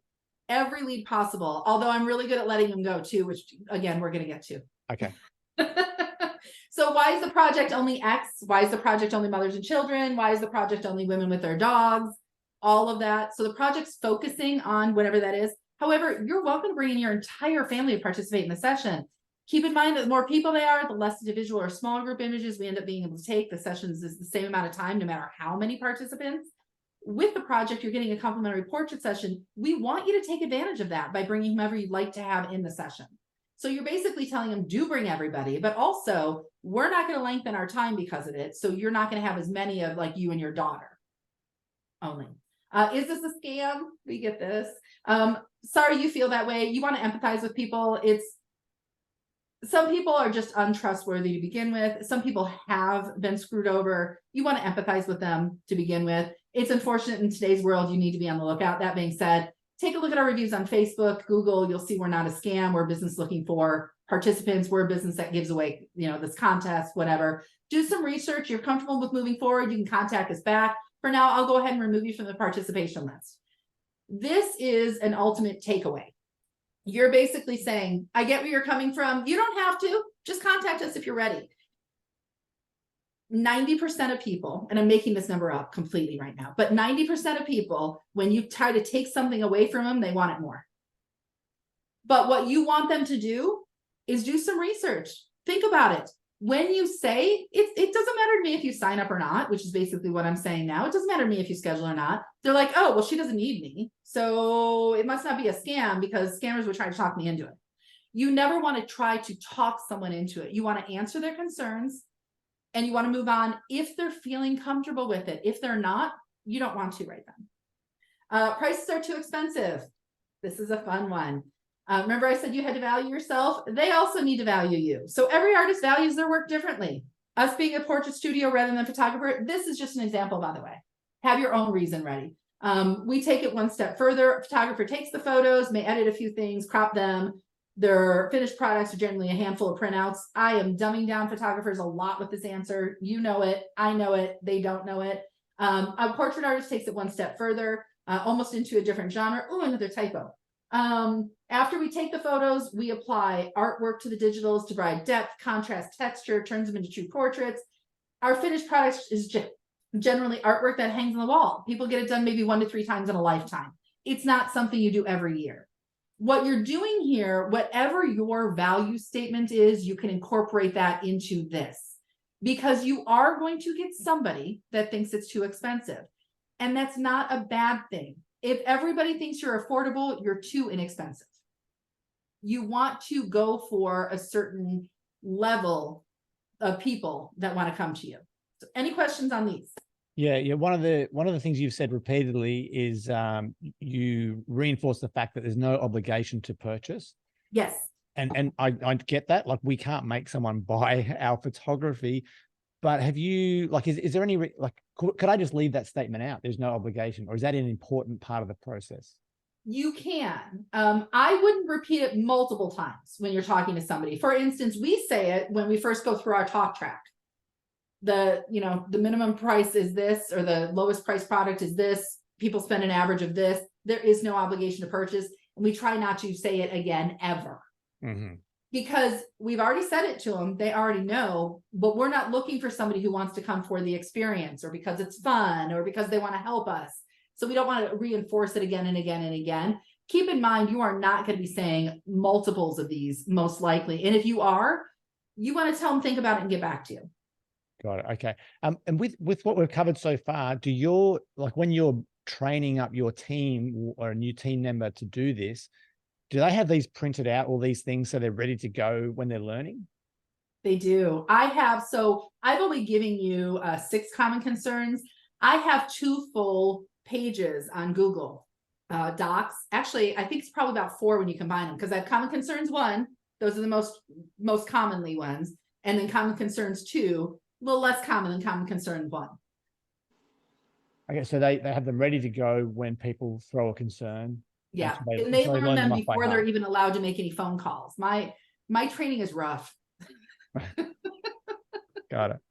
Cool. All right, let's keep going, Audra. Okay, yellow flags. It's not a yes, but it's also not a no.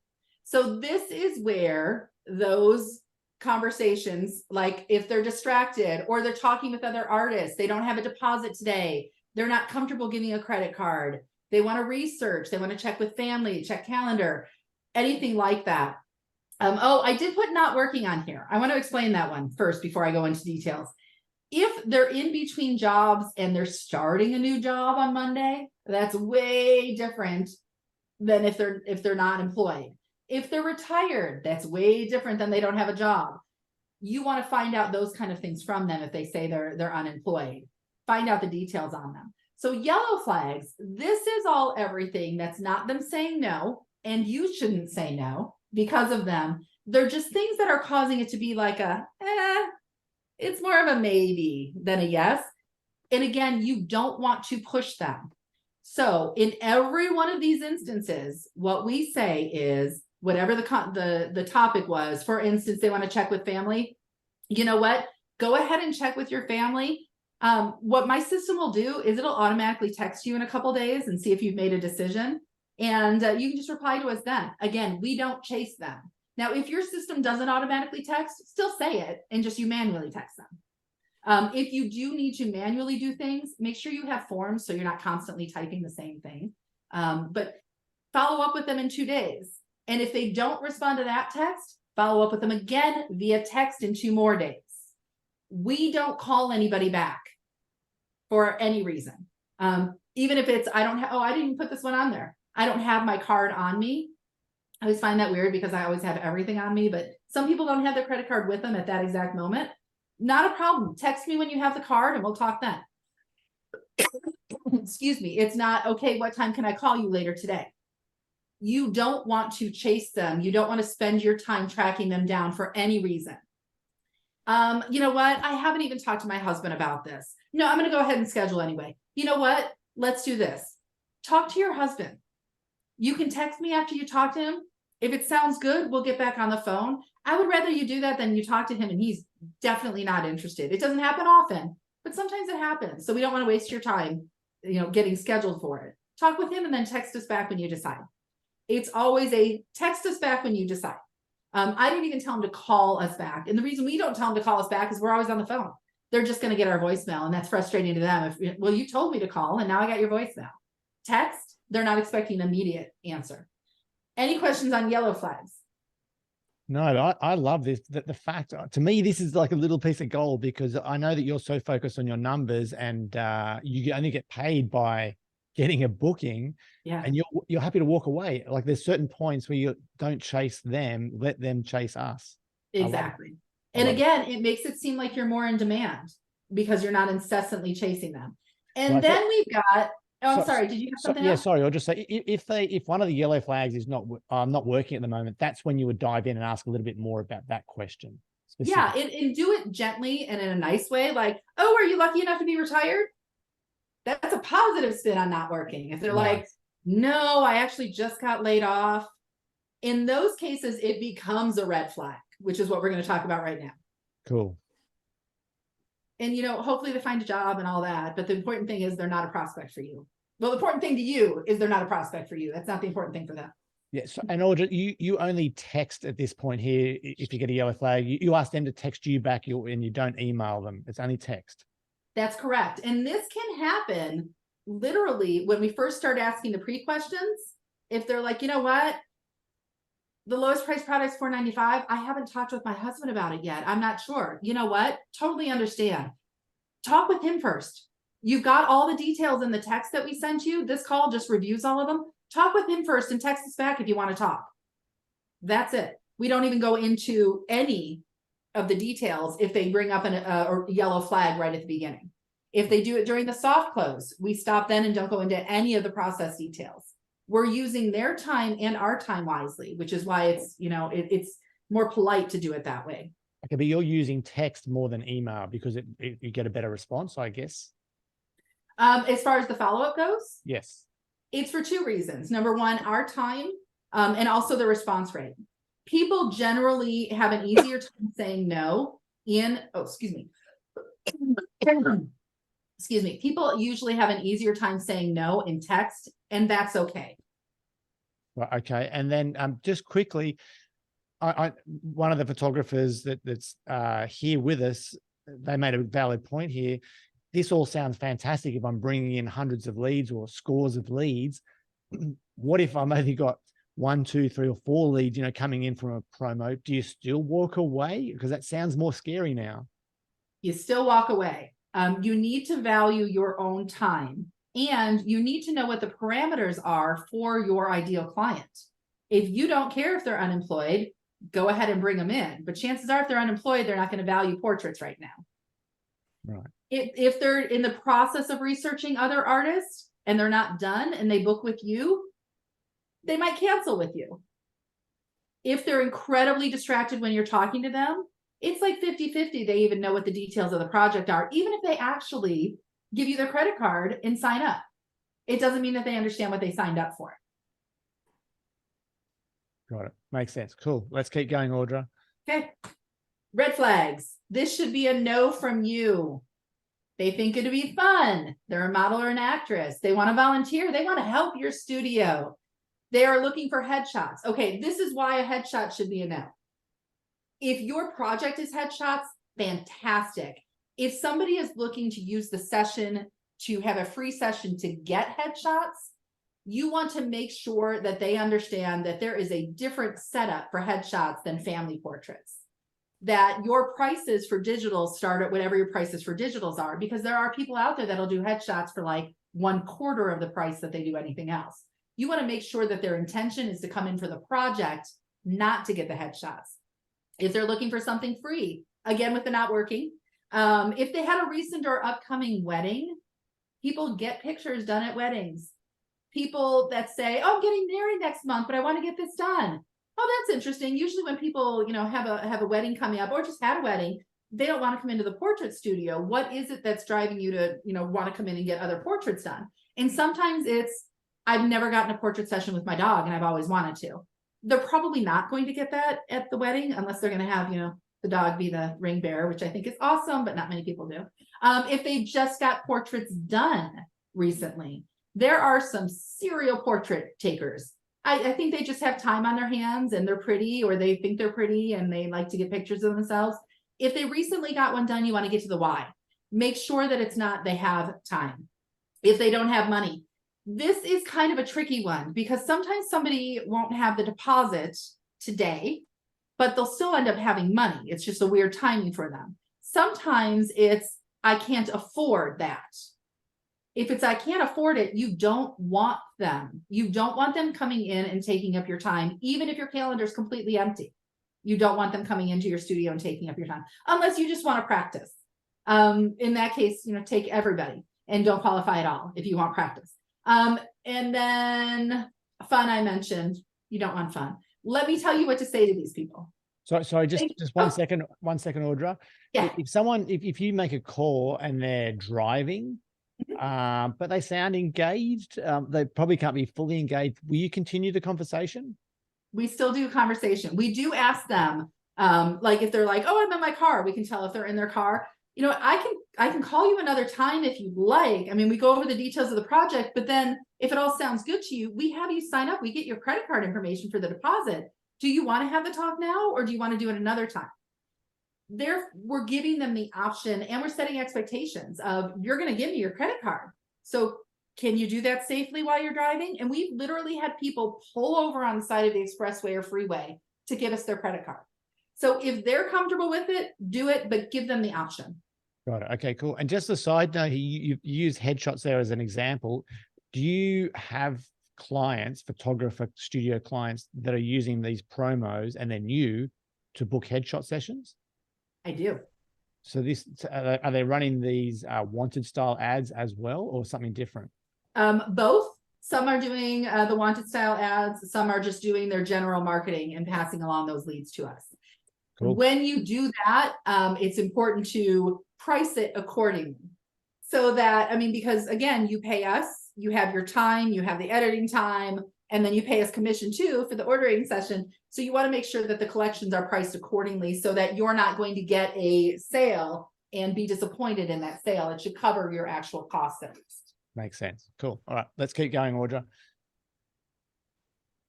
Thanks, but no thanks. Walking away gracefully, but firmly. I think somebody asked that earlier. There's different answers, but they're all about the same.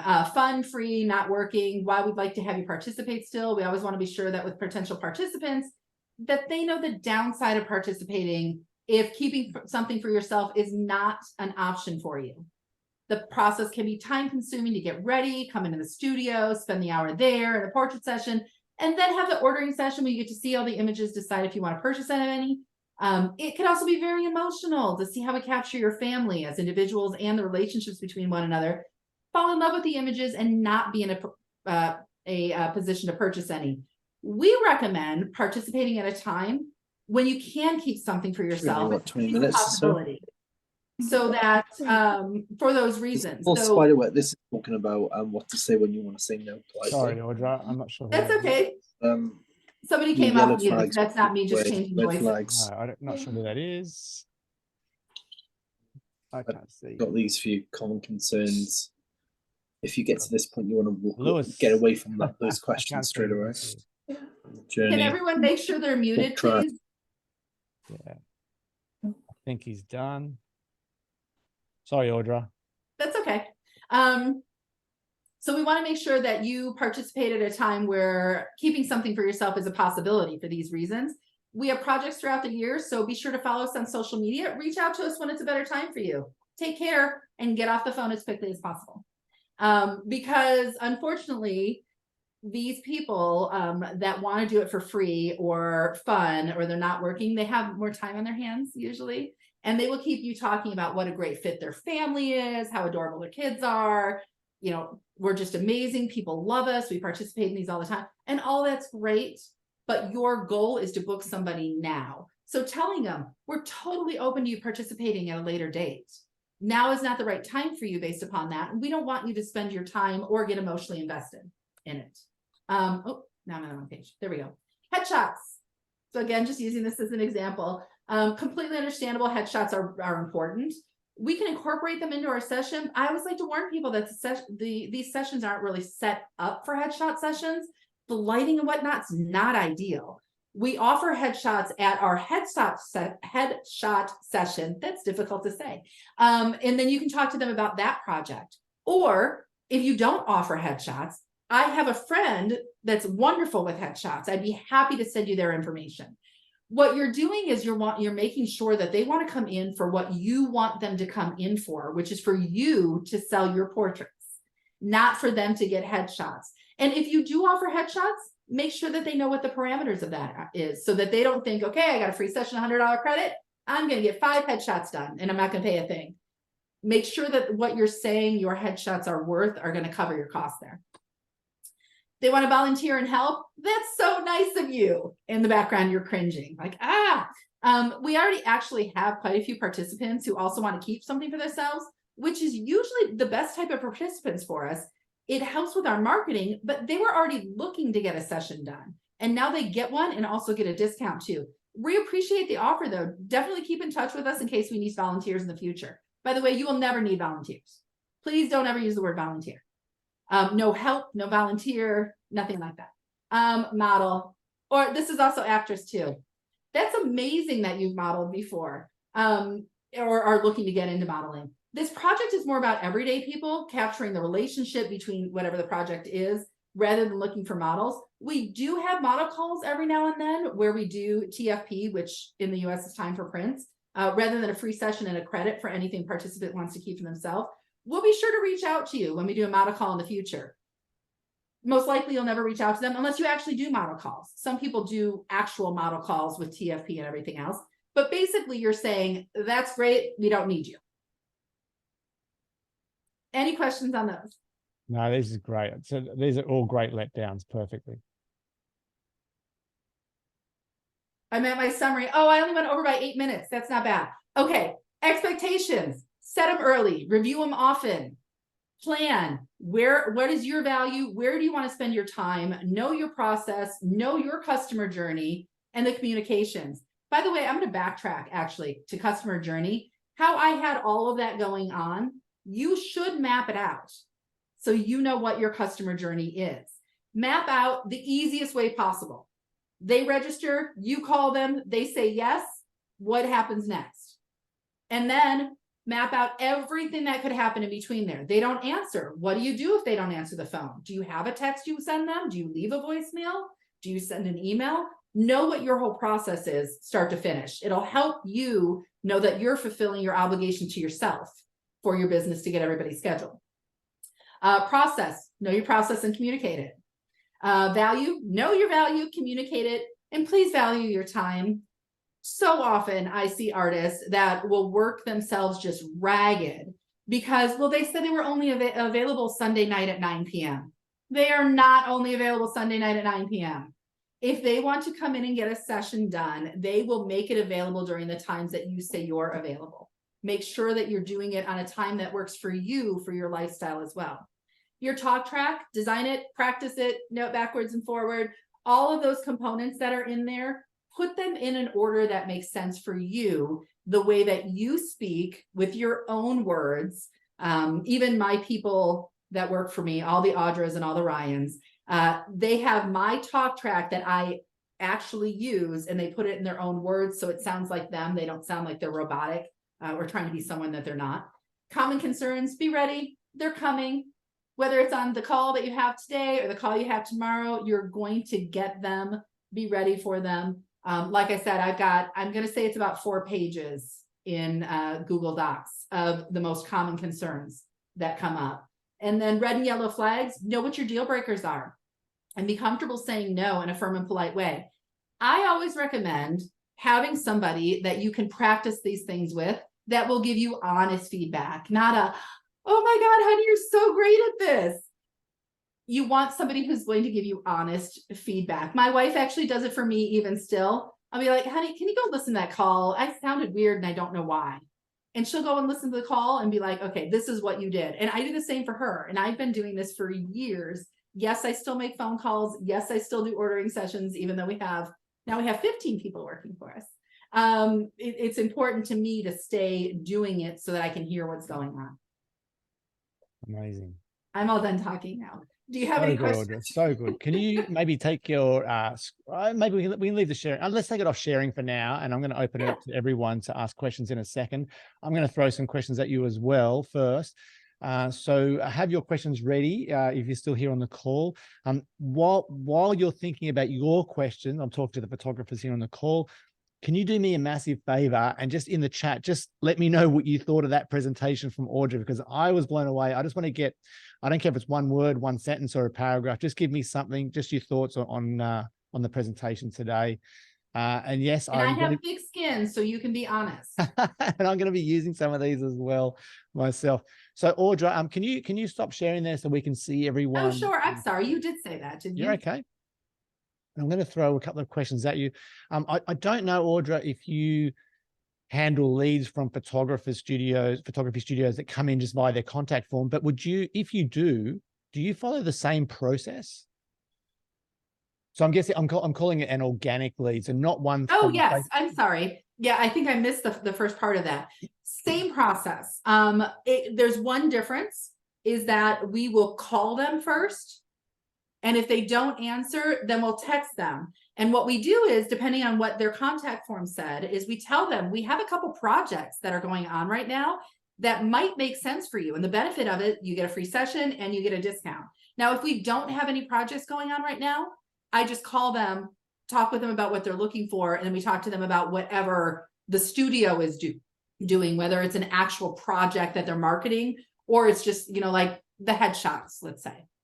Okay, so really it is the same flow chart as the ones you showed us. Got it. Mm-hmm. Cool. You would think that the website forms would be a warmer lead, but that's not always true. Cool. I think that answers Darko's question. One of the big questions is even a discussion inside the chat about this one. I'd love to know the content or an idea of the 13 follow-up text/emails. Are they generally the same thing on repeat? Yes. So the way that it works for us, when we're contacting somebody, if they don't answer the phone, we text them. And the text is basically, hey, you registered for this. We haven't had a chance to talk with you. Reply back with the date and time in these ranges, or you can click this link. If it goes to the email side of things, it's pretty much the same thing, but it's combined. So what we do on the email side of things is we take that entire first text that we have and we put it into an email along with the link that they can choose to schedule a time. So the email has a lot more information because it basically reviews that first text, and the text is a review of the information that was on those first two lines when we were talking about what it is. Okay, so that same text is pretty much repeated until you get a reply or you don't. No, I apologize. So the text only happens once. After that, it's just quick, short, we missed you, schedule a call here, or reply back to us. The only time the text is repeated is in the email that's sent out as well. And that also has the schedule a call here link. Okay, and then so if you have someone's email address and their phone number, their mobile phone number or cell phone number, you would send them say a text after 3 days, and then an email after 5, and then another text after 10 days. Is that how it works? It's all scheduled out like that. Yeah. It's okay. So our system that we use prompts us for, our system that we use does everything automatically, like texts and emails. It also prompts us on who we need to call if they haven't scheduled a call. Got it. Okay. And are you using something like Scipio in the States to do your text messaging? I do not. And the reason I don't use Scipio is you cannot do text and phone calls from the same phone number. So then they're getting texts from one number and calls from another. And some people say, be on the lookout for a call from whatever number. My system text, emails, and calls all in one. Okay. Do you recommend a certain system, or? I use Go High Level. If you are going to, sounds expensive. It is for what I do. It's a pretty hefty monthly fee, but I mean, it's worthwhile to me. But there are some people that do this process where they're still using Google Sheets and just as a simple phone. I recommend getting something that is voice over IP at a very minimum, so that you can copy and paste text in there if you can't do templates, as opposed to typing them out each and every time. And you can keep track of all of this in Google Sheets. That's how I started years ago, is I kept track of where we were at in the sales process with Google Sheets. Perfect. Okay, so with Google Sheets, if you're running Facebook ads, you're probably going to need Zapier or Zapier, however you say it, and they'll talk to each other. So I'm going to open it up to everyone here. If you want to raise your hand or take yourself off mute and fire any questions you might have at Audra. I think I've got to most of the questions in the chat. Anyone got a question? Jan, do you want to come off mute and ask a question? Sure. Hi, Audra. That was fantastic. Thank you so much. Thank so you. much. I just wanted to make sure, is there any chance you could clarify what happens after the lead is captured? I just kind of lost track of when you're sending an email, when it's a text, and when it's each of those and how many times. I don't know if you have a general answer for that. So we didn't, you didn't lose it. We didn't go over exact timing that I use. We were just talking generalities. So what I do as a company is, and I'll actually incorporate what the artist does too. So somebody registers, they get an email right away that has a recap of all of the details of the project. And with our system, we have a link in there where they can schedule a call. And you can do something as simple as Calendly. Calendly is really easy to set up. We use Acuity for everything. It can be more complicated, but in a good way or a bad way. It depends on, you know, what you want to do. So that's immediately after they register. 24 hours after they register, within business hours, of course, we send them that text recap that has all of the details in there. That's where I got confused. Okay. Yes, that's where they get all of the details. And then I want to say it's 3 or 4 hours later, they get a different text from us that says, we're going to call you in the next couple of days to review the project. Let us know if there's a better time than others during these hours. We have very specific hours, and or you can click on this link and get a call scheduled for yourself. If they do that, we call them when they say they're going to. We're going to.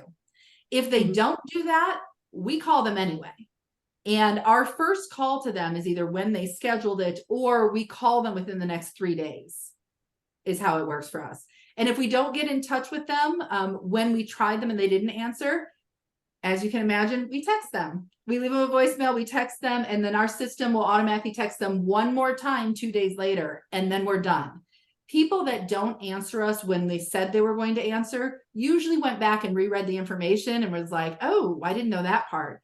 They're dead leads at that point.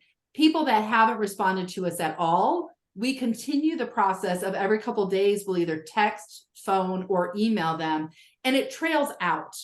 So, you know, it's a lot in the beginning, and then it trails out little by little. Sure.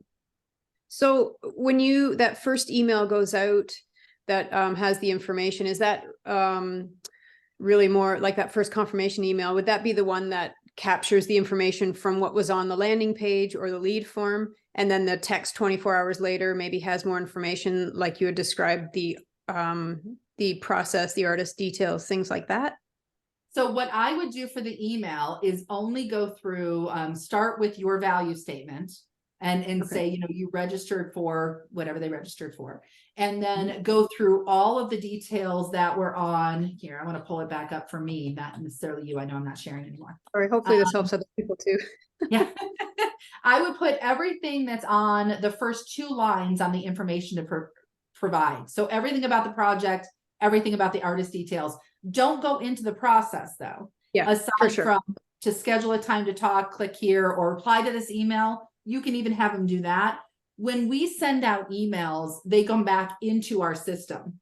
So it's easy for us to check those emails because they come right back into our contact system. It takes care of all of our contacts.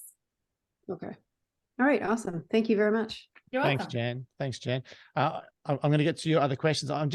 As I'm listening to what Audra's shared, I feel like she's treating her leads like with so much more value than so many photographers that I've spoken to. I mean, you are really milking them to the nth degree to get the most out of every single lead. Could you get paid by the conversions?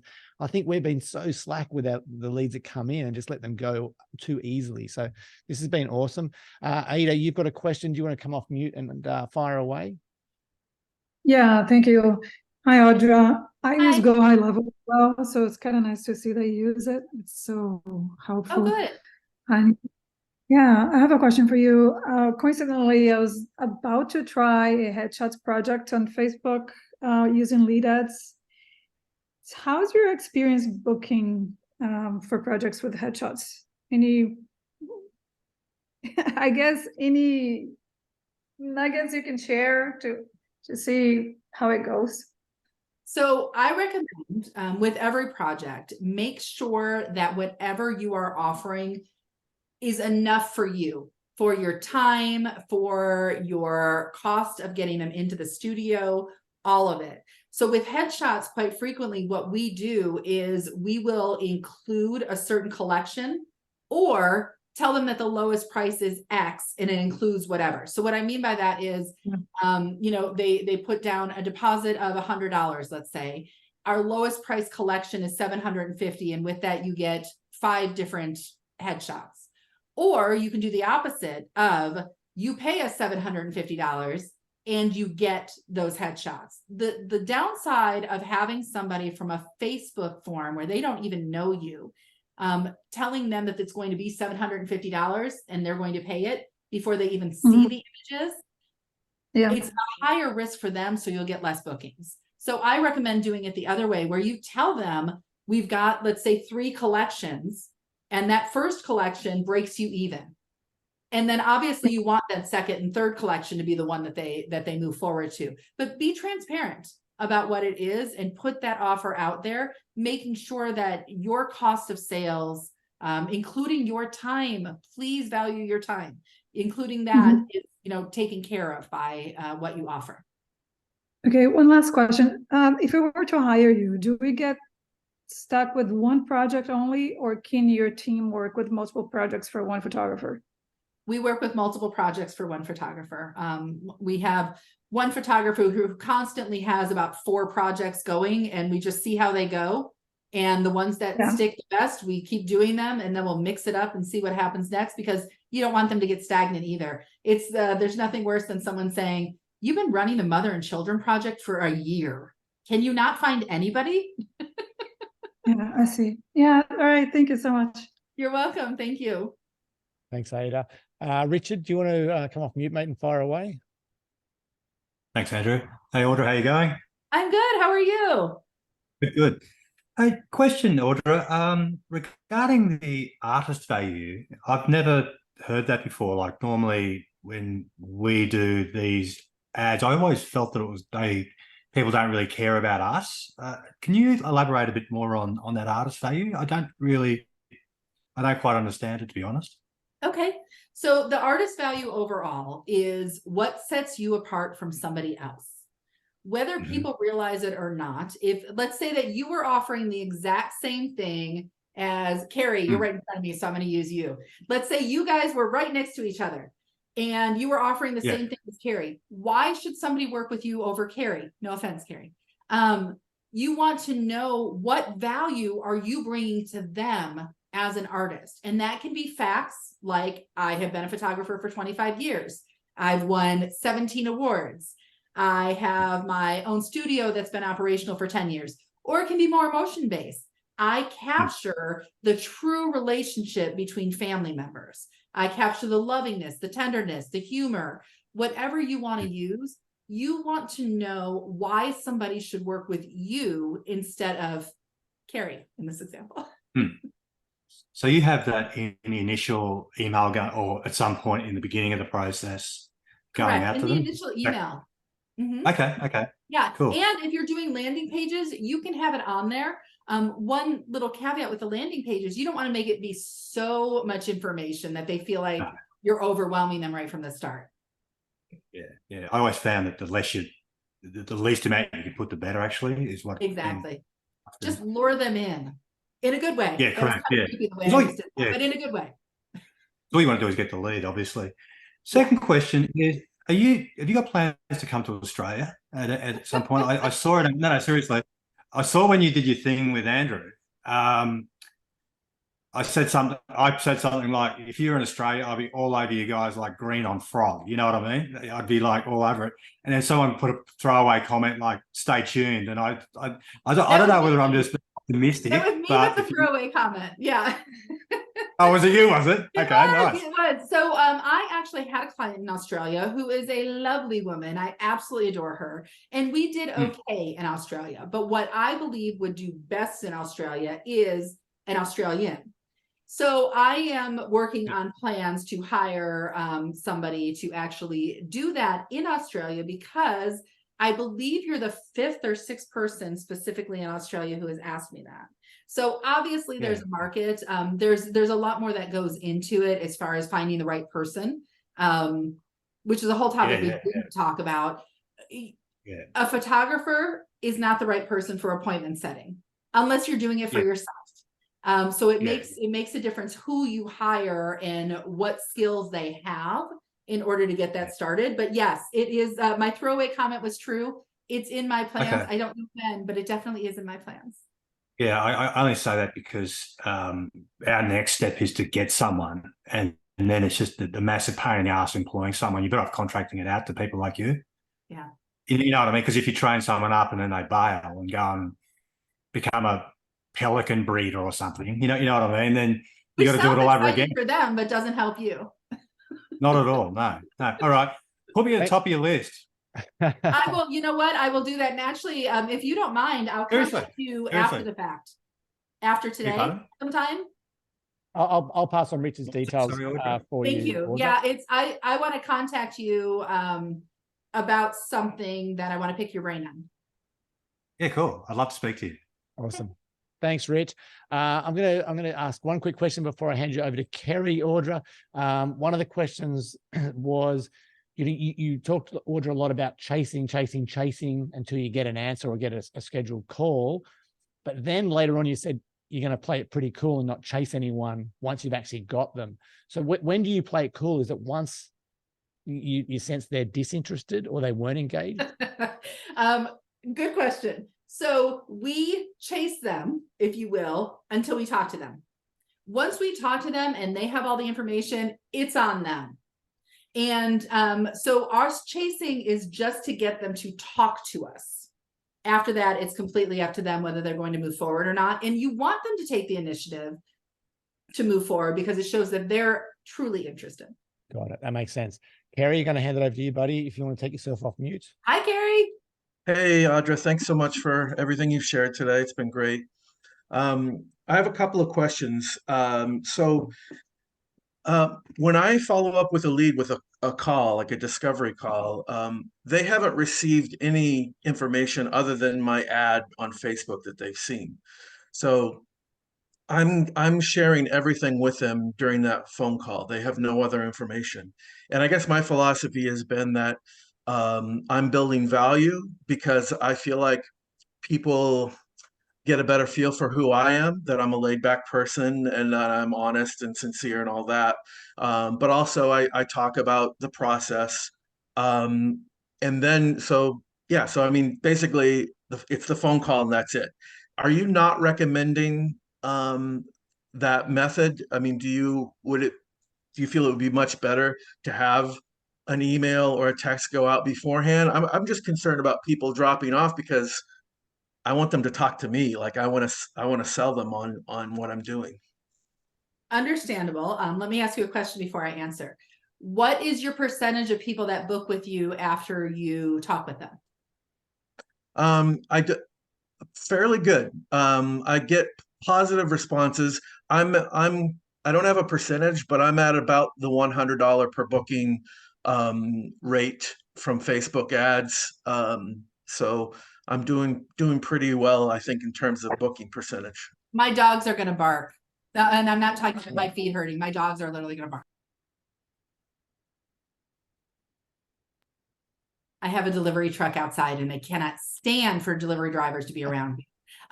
So the reason that I asked you that question is if it's going well for you and you are happy with the booking percentage and you feel it's time well spent, keep doing it that way. The reason we send out an email first and a text first is we want people to self-disqualify. We want to spend our time with people who are actually going to say yes. And with that, our closing percentage right now, we close almost half the people we talk to. We close about 45% of the people that we talk to.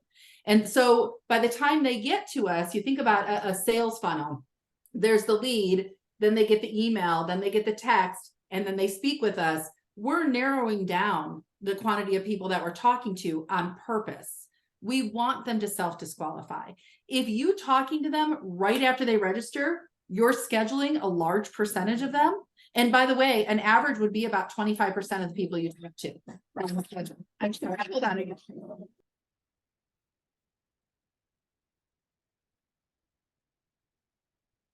Sorry, Carrie, was that your question answered, or you had to rush away there? I think I'm not sure if you had to rush away, Audra, but I did. I had to lock my dogs out so they wouldn't keep barking. oh, okay. So if what you're doing is working for you and you are happy with the results that you're getting, keep doing it. There is no one set way to do this. If there were, like I said, I would be really rich and I'd be the only person in the world doing it. There's so many different ways. It's a matter of where you want to spend your time. We prefer to spend our time with more qualified prospects, which is why we have that funnel with the email and the text, because they will sometimes self-disqualify before we even spend the time on the phone with them. Okay, thanks so much. My other question real quick is, so basically I had things automated for a while. Now I'm doing everything on the fly with just a text and Siri reminding me to make the phone calls and stuff. I've been doing that to try and get a higher percentage to speak with rather than sending them to Calendly, which I do have. My question is though, if I did want to consolidate the calls to, let's say, 2 days a week, two particular days a week or 1 day a week, how far ahead can I book a call without worry or concern that they're going to forget all about me and they're going to be beyond this if I book a call 5 days from now or 6 days from now, as opposed to, can you talk tomorrow or the day after tomorrow? So the sooner is always the better, of course. However, within Calendly, you have the option of sending reminders. You can always send a reminder. Downside to sending text reminders through Calendly is they can't reply to them, and people will try to reply to them. So with that, you might want to consider doing the reminders. Also, to answer one of your first portions of that question, we only schedule calls out 1 week. And we actually remind them the morning of the call that they are going to get a call. And we tell them, if you scheduled for a certain time range, that's when we'll call you. If you scheduled for any time today, we'll call you as soon as we can. So we're reminding them that we are calling. And even with us only scheduling out for a week, we get a whole bunch of people that reschedule the calls. And this is an interesting fact, well, interesting to me, but I'm a geek. When people schedule a call, the average is only 50% will answer. They told me when to call. I called them when they told me, and still only 50% of those people will answer. So don't count on that being your one true all.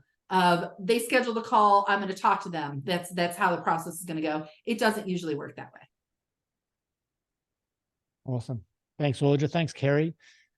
I've got one last question, I think, unless someone else throws some more at me. But Audra, you mentioned in the presentation that you like to have some packages ready to go if someone asks about, most popular packages or what a client might buy. In your experience, have you seen particular packages work way better than other packages? Yes, but it all is dependent on location too. I mean, so much is dependent on location. Majority of the people I work with keep it really simple. They offer really 2 to 3 different types of products, and then the collections go around there. For instance, matted and ready to be framed prints, Graphy Studios portrait boxes, really popular. Acrylics, really popular. Storyboards within those acrylics or collages, whatever way you want to say that, and digitals. That's it. Keep it simple. And again, I am not an expert on pricing and collections. There's a lot of coaches out there. I do have opinions. As Andrew knows, I have opinions on everything, but I'm not an expert as far as that goes. But the more simplified that you can have it, the better, so that people don't get into decision paralysis where there's so many options. They don't know what to do. So we try not to, on the phone calls, we try not to talk about specific collections. What we try to do is the average. But if somebody says, okay, if I was going to spend $2,800, what does that get me? We don't list out what it gets them. What we say is, take a look at the website. It has starting prices on there. That'll give you a better idea than if I list things out for you. Got it. Love it. Audra, you've been amazing. You've been so generous with your time. I know we went over. If there's any dying last questions, raise your hand now. Let me know. Otherwise, you can send me an email. Laurie, I can see you. Otherwise, send me an email if you do have a follow-up question. If I'm getting the same questions, I'll make sure that Audra answers them. I'll get you an answer for your specific question. Massive thanks for being here, everyone, and especially to you, Audra. Before I let you go, Audra, though, Laurie, you wanted to come off mute and ask your question? Last question. Better be a good one, Laurie. It's the last one. Okay. Yeah, I couldn't figure out how to do the virtual raise your hand thing. Earlier I had asked, like, when you said, are you comfortable? I think you said, are you comfortable booking your session now? Would you like just say that, or would you say, are you comfortable booking your session now, or would you like more time to think about it? Is that a mistake to say something like that? Laurie, why do you want to give them the idea they should have more time?